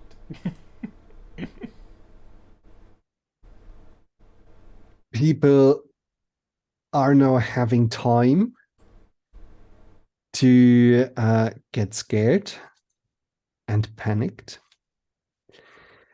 And you notice that the whole nice, relaxed atmosphere is starting to fall apart. Just shouts, "The building's on fire!" Just immediately get rid of that. Because if we're gonna go for the statue, we need to go for the statue in the with an appropriate amount of distraction. As you see the statue, you also see at the door towards the casino hall a young lady wearing the uniform of the staff in this place and some very nice earrings. What you know about this woman is that these aren't just earrings. These are earpieces that should have connected you to her. Since the power outage in the vault, you haven't been back into contact with her. Thing is, she is in the company of two very big, muscular guys wearing suits and short cut hair, the way that not too subtle but very subtle appearing guards would wear. Is she in the company of them as in captured or on their side? As you see, she is being directed into the casino. And she's probably playing along, but it doesn't look good for her. So, we have some guards at the front, at the main entrance, who have to make a decision to either lock the door, because at this point it's pretty obvious that sabotage is going on, or to open them quietly. Then there's the statue and your teammate that is kindly brought deeper into the spider's lair. All right, we're gonna. Okay. You guys want the statue? I'm gonna get the girl. So, would it be? Are they within range for me to be able to move to them and be like, "What the hell are you doing?" And be like, "Oh hey, what's going on here?" It would take you some time. You probably would catch up to them as they are in the casino, but that's fine. Yeah, sure. You can go there. It's chaos around us, right? It is beginning chaos, yeah. Okay, I'm gonna ask the other players right quick. How much do we care about our cover? As of right now, we are at the precipice. How much do we care about our cover? We don't want them to find us. How good can you hide after this? Okay, so I'm gonna be a bit of a distraction. Because fuck going into the casino. Never go to a second location with a villain. Oh yeah, no. As such, I'm gonna shoot one of the guys in the back of the head. Well, they won't be in the casino if I shoot them in the back of the head now. What is my ranged? Is the camera loop happening in here too? I believe you have it for the entirety of the thing. Yeah. And there's nobody watching the cameras as it is. That's the point. Yeah. Probably nobody is watching the cameras. I'd say you probably hadn't, because that might have been actually more contradicting your try to have your approach to have it seem normal. Mhm. And if you fake the whole thing, it's much harder to keep Yeah. the thing believable. Is there a computer nearby I might be able to use to get back onto the system? I mean, you had a portable run, remember? Yeah. Oh yeah. So, can I try to use a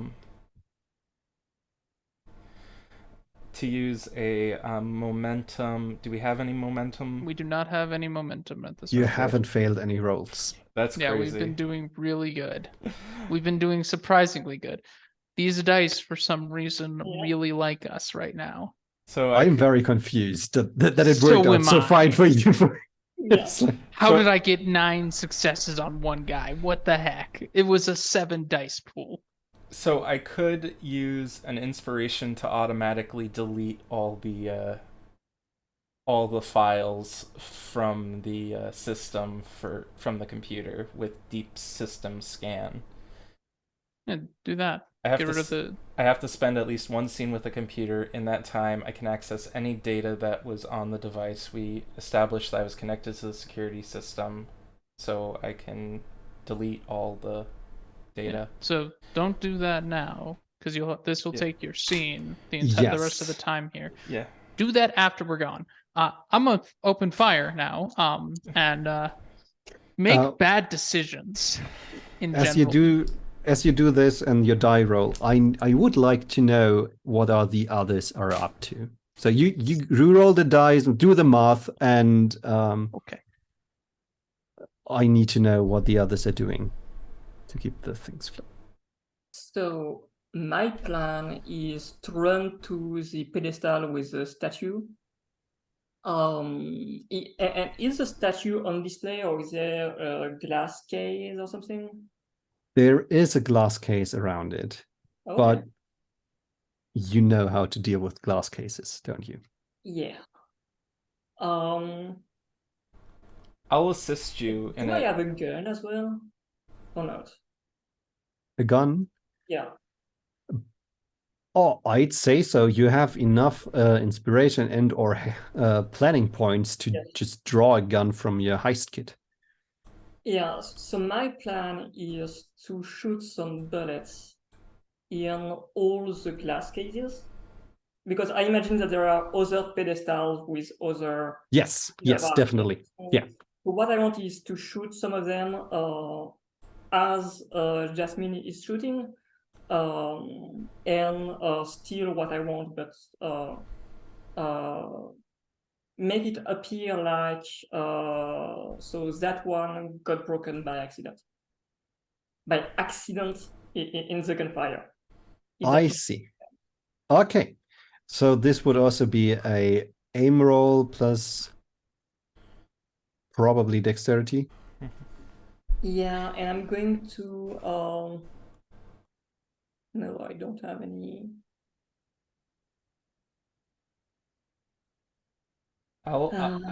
To assist, would it be all right if I notice where a camera is just in case, and act as a have it so that my body is in front of the case, but far enough away it couldn't be me, but enough that people can't see it break, or at least some of the guards can't see that it's breaking? Yeah. You know what? Actually, why don't you shoot the other glass cases and I pick that one? Because it would be easier for me to pick that one open. Okay. I'll try it. So then you're doing the aim and dexterity roll? Yes, and I have a gun tool, so I can add my aim. Oh no, it's aim to a roll that wouldn't require a aim. So okay, I can roll that. So this would be an assist. Yeah. This would be an assist, and the difficulty to break the glass of or to pick the glass cover on the pedestal. This is going to be, if you use your usual skills, this would be larceny attempt. And there would be a 2-point not difficulty, but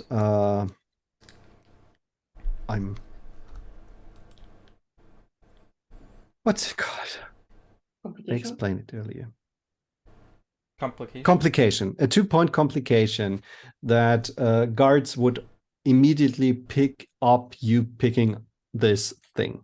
So it would make sense with the destruction of the other cases that the tech guy would draw the attention and giving you therefore the enhancement on the roll to buy off the difficulty, the complication. Good. Okay.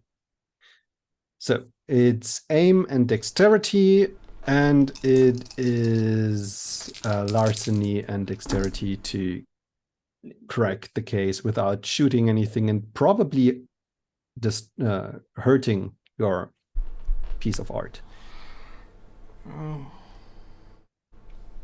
I got 1 success. This is pretty good. This is 1 enhancement to the roll, so that's great. Yeah. And I got 4 successes. You got 2? 4.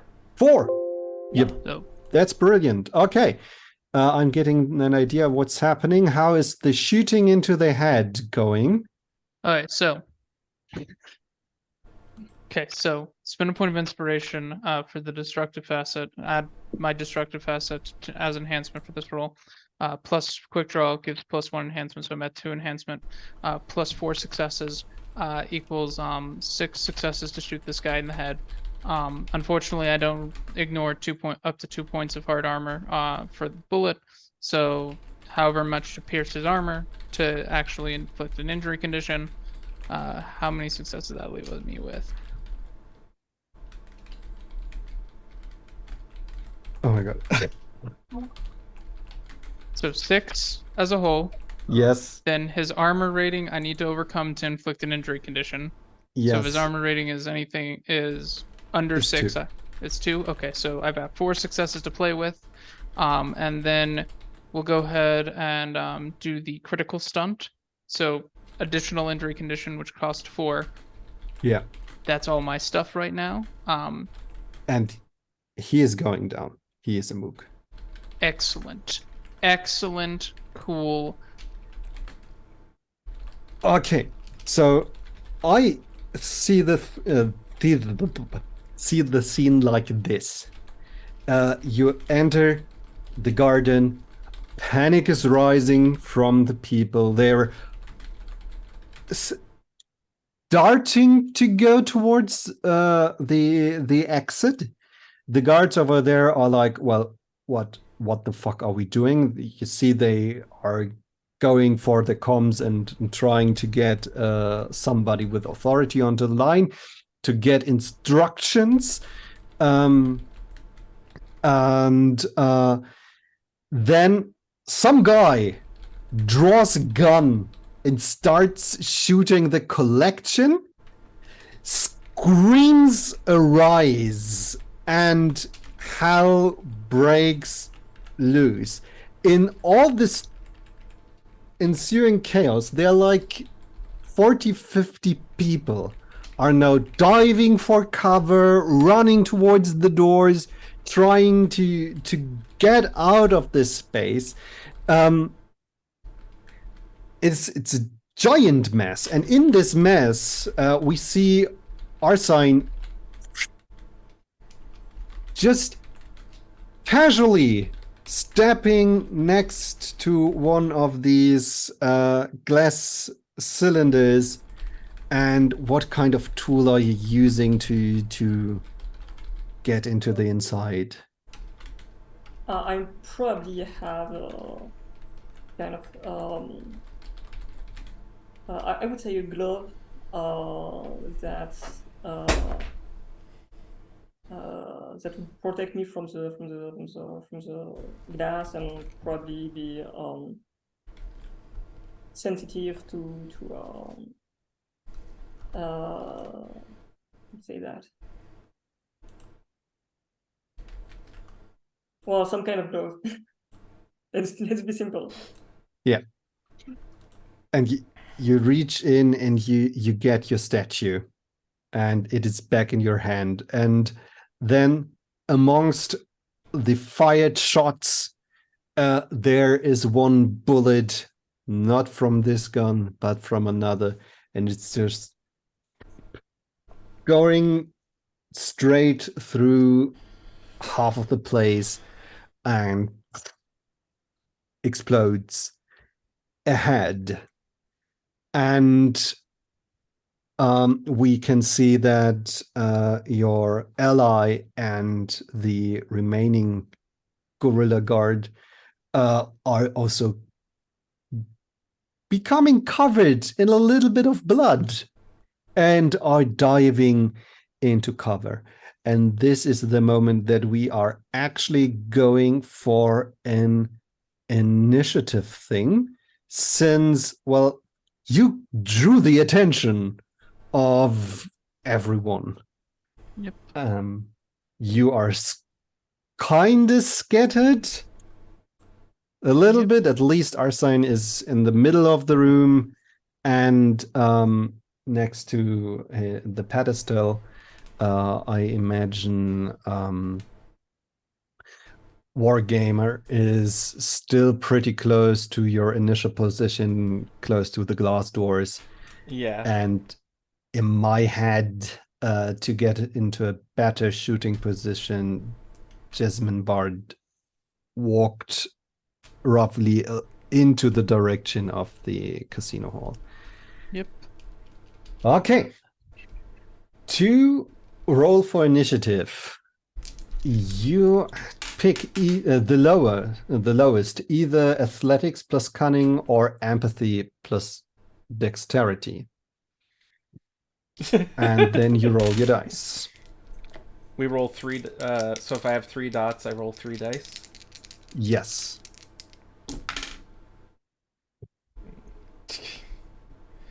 $464.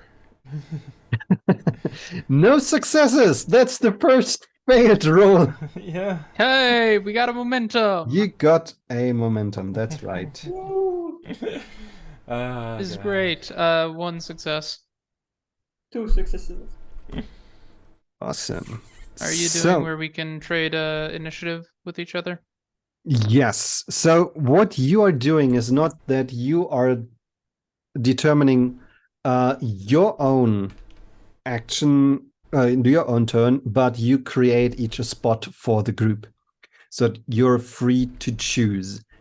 I only Can I get rolled. that 2 successes, please? That 2 successes, please, since I'm actually the one who's fighting Sure. someone right now. I'm fine Cool. with that. I'll trade you my Okay. 1. Thing is, my guards actually got 3 successes. I can handle them. I can take them. And I got 3 points of armor. I'm good. so they are back. We are here. There's a shooting going on. There was a power outage before. There was an explosion in the kitchen. Everyone is on edge. You started shooting. So we have 2 armed guards at the entrance door. We got 1 armed guard in the entrance towards the to the casino hall. And then, in the casino, there are actually a few more covered incognito guards. So I have a mob of guards, number 6. Cool. Does anybody? Okay. Cool. And since it is pretty clear where the danger is right now, Trish will be alarmed to your position. But you sent her away. So you have 2 rounds without her until she enters the picture. Okay. And I roll, if I can remember this correctly, dice in numbers the size of the mob, which is 6 at the moment. And I can try to hurt people. So the fire is at the moment coming in the main, for the most part, from the entrance. So let's see if I can hit some guy with a gun. And I'm actually going to shoot the person who already killed someone. I got this. And I got 3 successes. I get a defense, which if I can find that part of the book, I want to say it's athletics plus dexterity. Where's the defense? You get to roll the most appropriate resilience attribute, reflexes. That's right. So that'll be. I want to say I got an edge for stuff. Uh-oh.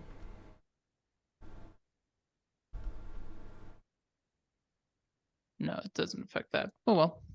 If I get 1 success, he can't get over my armor, so. And 1 success.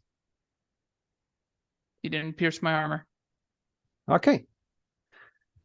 So, how does it look like as you're being shot at? So it's probably reasonably since he didn't pierce my armor. I'm likely wearing some super slick bulletproof vest that looks like normal clothes. And I just made sure that the bullet hit that. Didn't hurt, or it hurt like a bitch, but it didn't actually do any damage. Big old bruise right behind where that bullet is, but it just kind of fell off. I was just like, fuck. Okay, that's that. Okay, it's your turn. My turn? Awesome. Immediately, it's not tough cookie. It's, what is it? It is last ditch effort. Take 1 damage, get 1 inspiration. Cool. You never specified if the door to the casino was locked or unlocked. Spin that inspiration. That door's security system activated. It is locked. Nobody can enter through that door. Anybody trying to get through will have to go through the whole hotel BS to get to us. That buys us time. Our girl is diving for cover. Come on, I say, because why are you diving for cover next to that guy? And then action. I'm gonna try to hit him. He's got cover, so that should add. Does that add armor or difficulty? It takes away up to 3 injury conditions. Okay. So I will go ahead and give him a shot. 1, 2, 2 10s. Okay.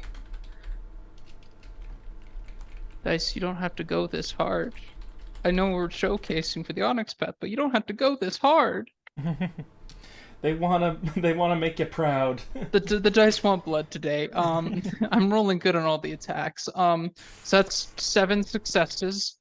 No inherent enhancement because that's only when I pull my gun out for the first time against Gorilla Grodd over there. So to pierce his armor, he has 2, so that's 2 successes on that for to hit him to deal a second injury condition, which might be enough to take him out. So that's 2 injury conditions done, and then that gives me 1 to play with for a stunt. I want to say there's a.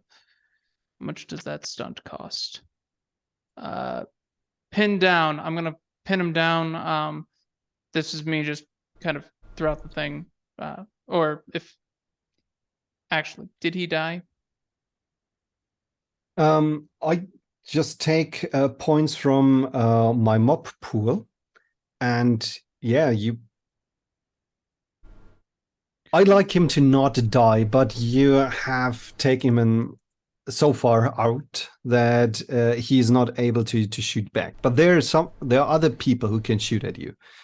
Okay. So would you allow me to do the pin down stunt on somebody else? Yes. Cool. Sure. I'm gonna do a pin down for 1 success.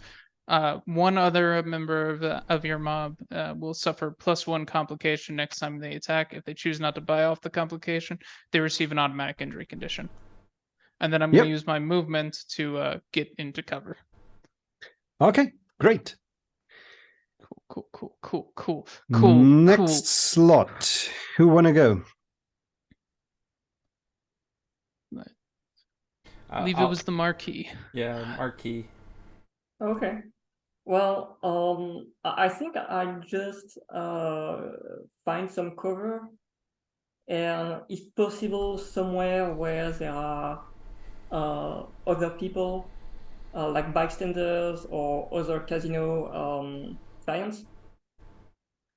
And I will try really to blend in with them and ask, hey, do you know what's going on? It's scary out there, and stuff like that. And since I imagine that they are very distracted, I want to try to change my outfit a little bit. So if I can steal a jacket or a hat somewhere from one of these people who are probably thinking about surviving right now, so they won't notice that their hat is gone.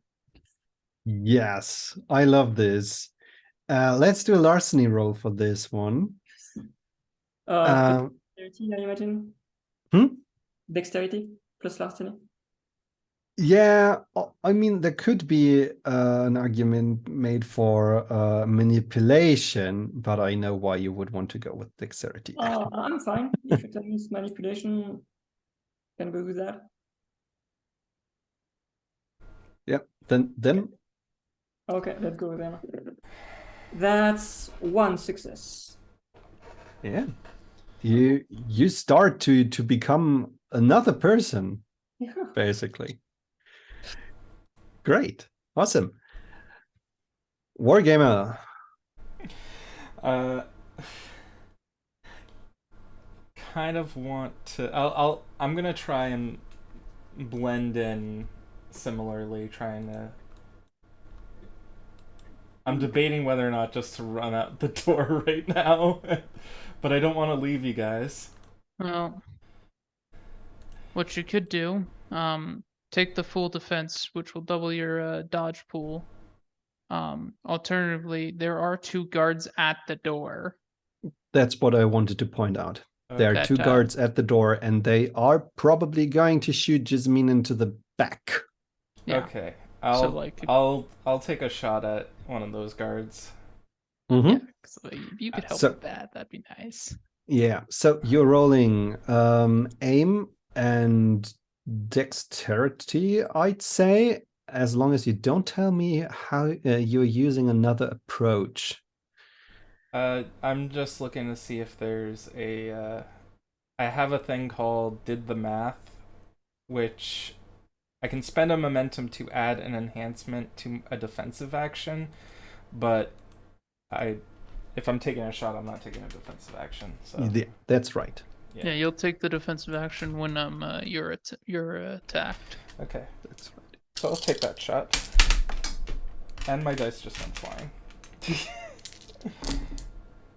Ooh. Whoa. I got your dice for a second there. I got 4 successes. Yes. Yes. Awesome. So what I would recommend for you is do damage, which will cost you 2, and then do pin down for 2, which will make it a 2 complication to do anything. Otherwise, they take damage. I will do that then. Okay. So you shoot one of them. He goes down. And now you're spraying bullets into 2 directions, keeping people out of your hair. Okay. Great. Don't mess with an old man. Was it? Yeah. Get an ambulance for you. Anyone not seen that meme? Yeah, no, I knew exactly what you were doing.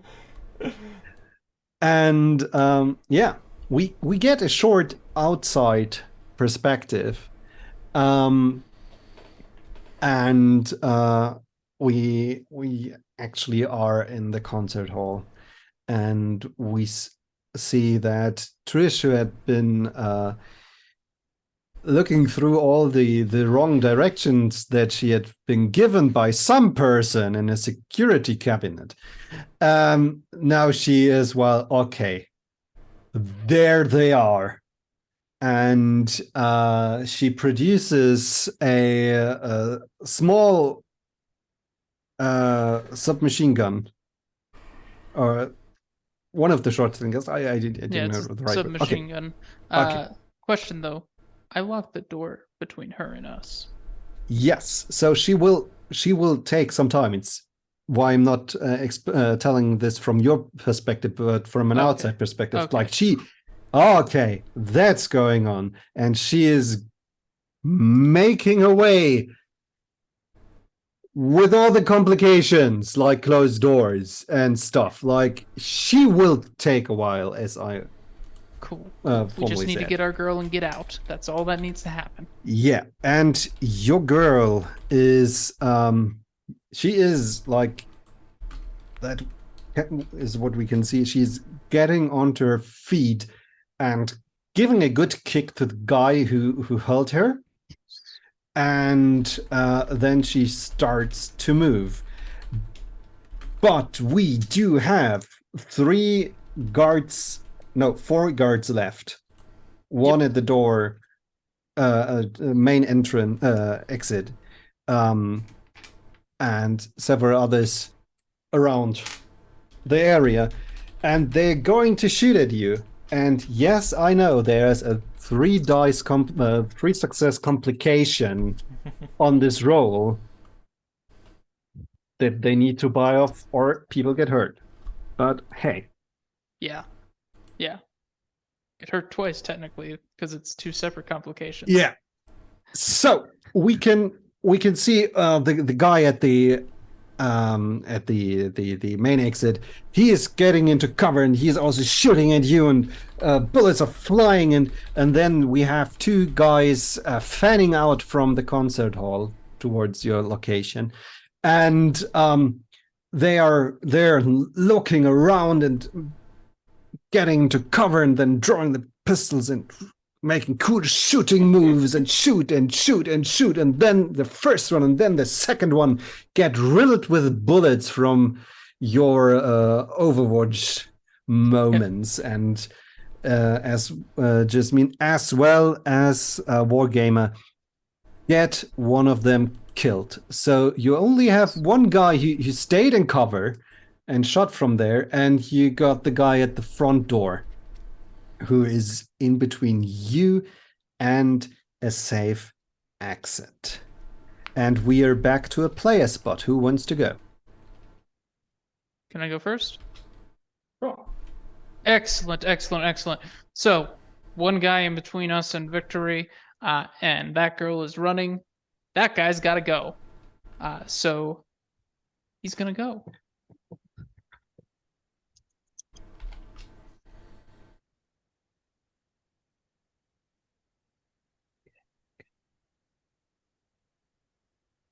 Cool.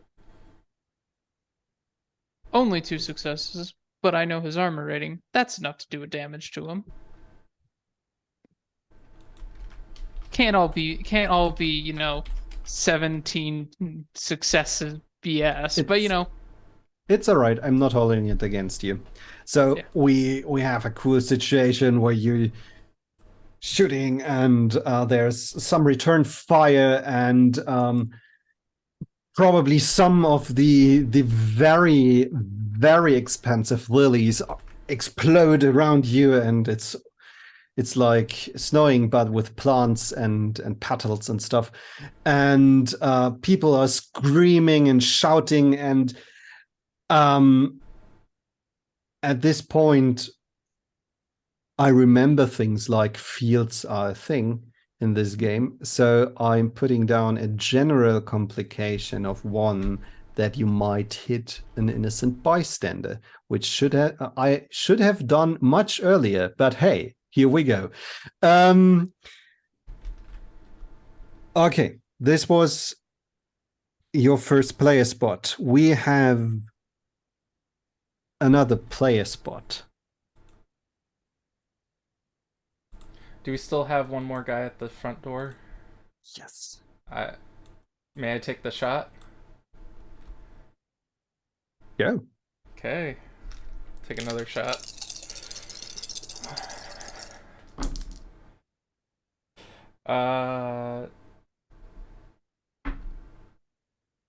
Just 1 success. That's probably not enough. Does that count as a failure for momentum? No, you still succeeded. Doesn't. You just didn't buy it. You just didn't. Weren't able to buy anything. If you don't have enough to buy the stunt to do damage, you can buy other stunts, such as suppression again. Yeah, I'll do suppression. Or not hurting somebody. Well, you have to buy the damage. It's not innate. You have to buy it with the at the armor rating. So I can just. It's the first attack stunt. That's why I asked the armor rating each time, because you have to buy the damage equal to their armor rating. The armor rating's 2. You can suppress him, which gets rid of his ability, which puts a complication on him again to see if he's gonna get hit. Okay, so yes. So I will buy the suppressed. Yep. So 1 point complication. If he doesn't buy it off, he's hurt. Yeah. So you're basically laying down some suppressive fire towards him, and somebody thinks that there's a pause in the bullets, and they get up and try to get closer to the door, which is a pretty dumb idea. And they are hit by a bullet. And now you've drawn innocent blood. Make of that what you want. No. This leaves us with Arsene. Yeah. I think I'll try to run towards the main exits. And I'm going to go to follow the wall and stay as close as the wall as I can to not be shot at by anything or anyone. So I have this edge running. No, which one I want? I don't remember. No barrier. So when I get moving, I automatically ignore any barrier or difficult terrain between me and my destination for single action.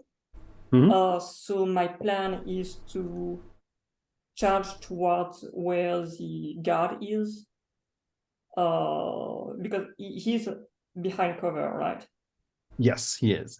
So I want to at least reach him behind his cover, and if I can, attack him, I imagine I have a knife. If I can stab him, I try. If I don't have the time because that's already plenty enough action, it's fine. I love the way that you're using this edge. It is an amazing idea. I love it. It's a great.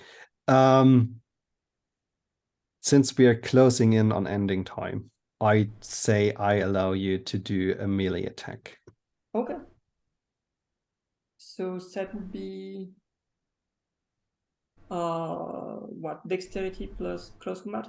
Yes. Okay. And that's a 10.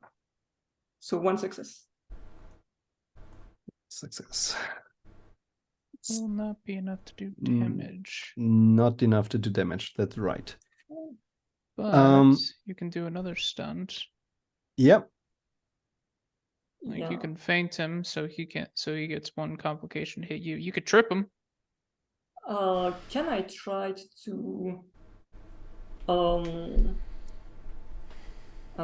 if I trip him, can I move it outside of his cover so that it would be easier for the other folk to shoot him? Yeah, that's a good idea. Yeah. This is brilliant. Okay. Yeah, you get him out of his cover, which let's say reduces the armor by 2, which I think will our gun personnel make very happy. Yes. So we also see your companion getting closer towards the safety of their gun-wielding maniacs. So hey now. Your socializer, your face is coming closer. As we can see, Trish Knuckles is shoving people out of the way, holding up the submachine gun, and we can see that she has line of sight towards Jasmine, but is not in a reasonable shooting range yet. So these are the 2 rounds that you've bought time-wise yet. And I feel this might actually be the last round that we are doing this. So I have 2 guys left, and I think Exit Guard finally has somebody within arm's reach, and as they lie on the ground, they twist a little bit into your direction and pull the trigger. Yeah. You know what? I have the fight choreographer edge. So I'm going to spend 1 inspiration to redirect an attack aimed at me towards an opponent in the same field. Or nice. If there is none, just the ceiling or whatever, and just deflect that. So he attacks the only other friend of his. Because you. Yeah, let's say that happens. I've been very vague about their positioning, and tell us what can we see as you shoot, make them shoot their friend. So he's trying to aim at me, but I shove him with my right arm, and I grab his gun and I pull the trigger multiple times so that I can also try to unload completely his gun magazine. Yeah. And another threat is taken out. First player spot. Excellent. So he's still alive, right? He didn't buy off the complication and not get shot by our other guy? The guard at the door? Yeah. Cool. Big person's over here. Our person, is she almost at the door? Yeah, she had 2 rounds of moving, so she is pretty much out. Cool. So I didn't go nearly that far. Can you say that I can get it within range of the door? Yeah. Okay, so I'm just gonna run up to this guy, and then I'm going to, do a melee attack because I'm better at that. And you know, You probably just need to tell us the successes. I don't Fair. think we need to do the math on that one. Okay, give me a moment. Okay, All the so 10s. so that was 6 successes. I'm gonna stomp his head in by accident. I was aiming for his chest, but he wiggled and just oh well. Let's go. And then that's me saying, "Let's get out of here." So, Yes. Leg So, Wargamer, it. I'm legging it. what was your exit strategy? What was your vehicle that you prepared to get away? Self-driving Tesla. Perfect. So I love it. you're probably spending your action calling it into position, and it just words. I'm so bad at this right now. It just races into this amazing entrance area in front of the entrance and exit, where all the luxury cars would be parked and then taken away by the guys you would give your keys to, and the car is there, and it just opens the door, and we see our unlikely heroes getting out through the main entrance. And for cinematic reasons, some of the builds are flying behind them, and they jump into the car, and then there's just burst after burst after burst as window pane after window pane explodes, because Trish Knuckles finally arrived in the garden. It's just emptying a magazine from the submachine gun in the general direction of the entry. And we see the 4 of you speeding away in your car, succeeding at the heist, not being very covert at the end. And we will see if Sally Ironhurst, former and reformed supervillain, will get back to you or not. Hey, remember that time you said you were gonna disable the cameras and erase the footage? Yeah. I'm doing that. Could you say that you do that now? I'm doing that now. That way, if we ever play this again, we I don't care. I have a new hat. They won't recognize me on the cameras. Yes. I have just a new hat. Hey man, sometimes that's all you need. Yeah. So, roll end credits. Everyone is happy, and thank you very much. Thank you. That was amazing. I think I got the hang of the system now. Don't worry. Next time you play, you'll forget everything. Well, that's in 4 hours, so I hope it's. Oh, cool. Yeah. Yeah, just remember combat stunts. They're super useful. Yeah. Yes, it was. I prepared this. I wrote the route summary. I recorded the route summary. I think I talked for 20-30 minutes straight, walking through the system, and the more we played, the more I forgot, and I was like,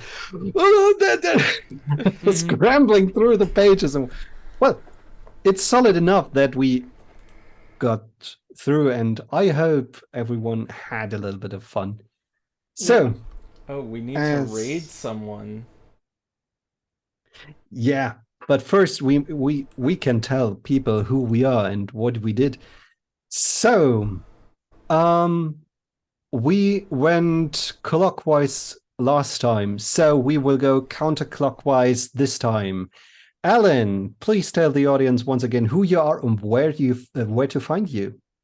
Yeah, so I'm Anangiola on this Twitter, and I'm also a lot on the Onyx Pass Discord. If you go into the Scardman's channel, you'll find me. Thank you very much. Corbin! I am the Awkward GM Corbin. You can find me on YouTube at the Awkward GM Corbin, I believe. Yes. Thank you. You are doing the deep dives, right? Yeah, I'm doing the deep dives into every. Oh yeah, and I do the deep dives every Monday at 5 p.m. Eastern time on the Onyx Path channels. I cover every every game system, hopefully from a beginner perspective. Which is very helpful. So Yes. keep doing that. Thank you. Will do. And the will to survive. I am the will. I don't exist online. However, there are some people who force me to exist online. Primarily the Onyx Path and the Rolling Nomads. You can catch me every week, every Sunday at 2 o'clock Mountain Time, 4 o'clock Eastern Standard Time, and on Scion Godson. Or you can catch me about 2 hours after that ends at 6 o'clock Mountain Standard Time, 8 o'clock Eastern Standard Time, in the twitch.tv/the Rolling Nomads, where I am playing a little goo thing. Then well, follow the Rolling Nomads at underscore the Rolling Nomads. The guys who stole the Rolling Nomads name from us still won't give it back. Oh. And that's all my spiel. Okay, thank you. And I am Tom Murr. I'm a professional GM. You can find me on startplaying.games as Tom Murr, big surprise. And I hang out on the Discords on Onyx Path. And, not very much on Twitter. I was on Twitter today. It was a hellscape. I don't want to go back there. So, yeah, I think that's all from us. I will be back tomorrow with playing in They Came From Classified and running the Masks of the Mythosian game roughly the same time as this game was happening. So, Bye-bye. bye. Or tschüss.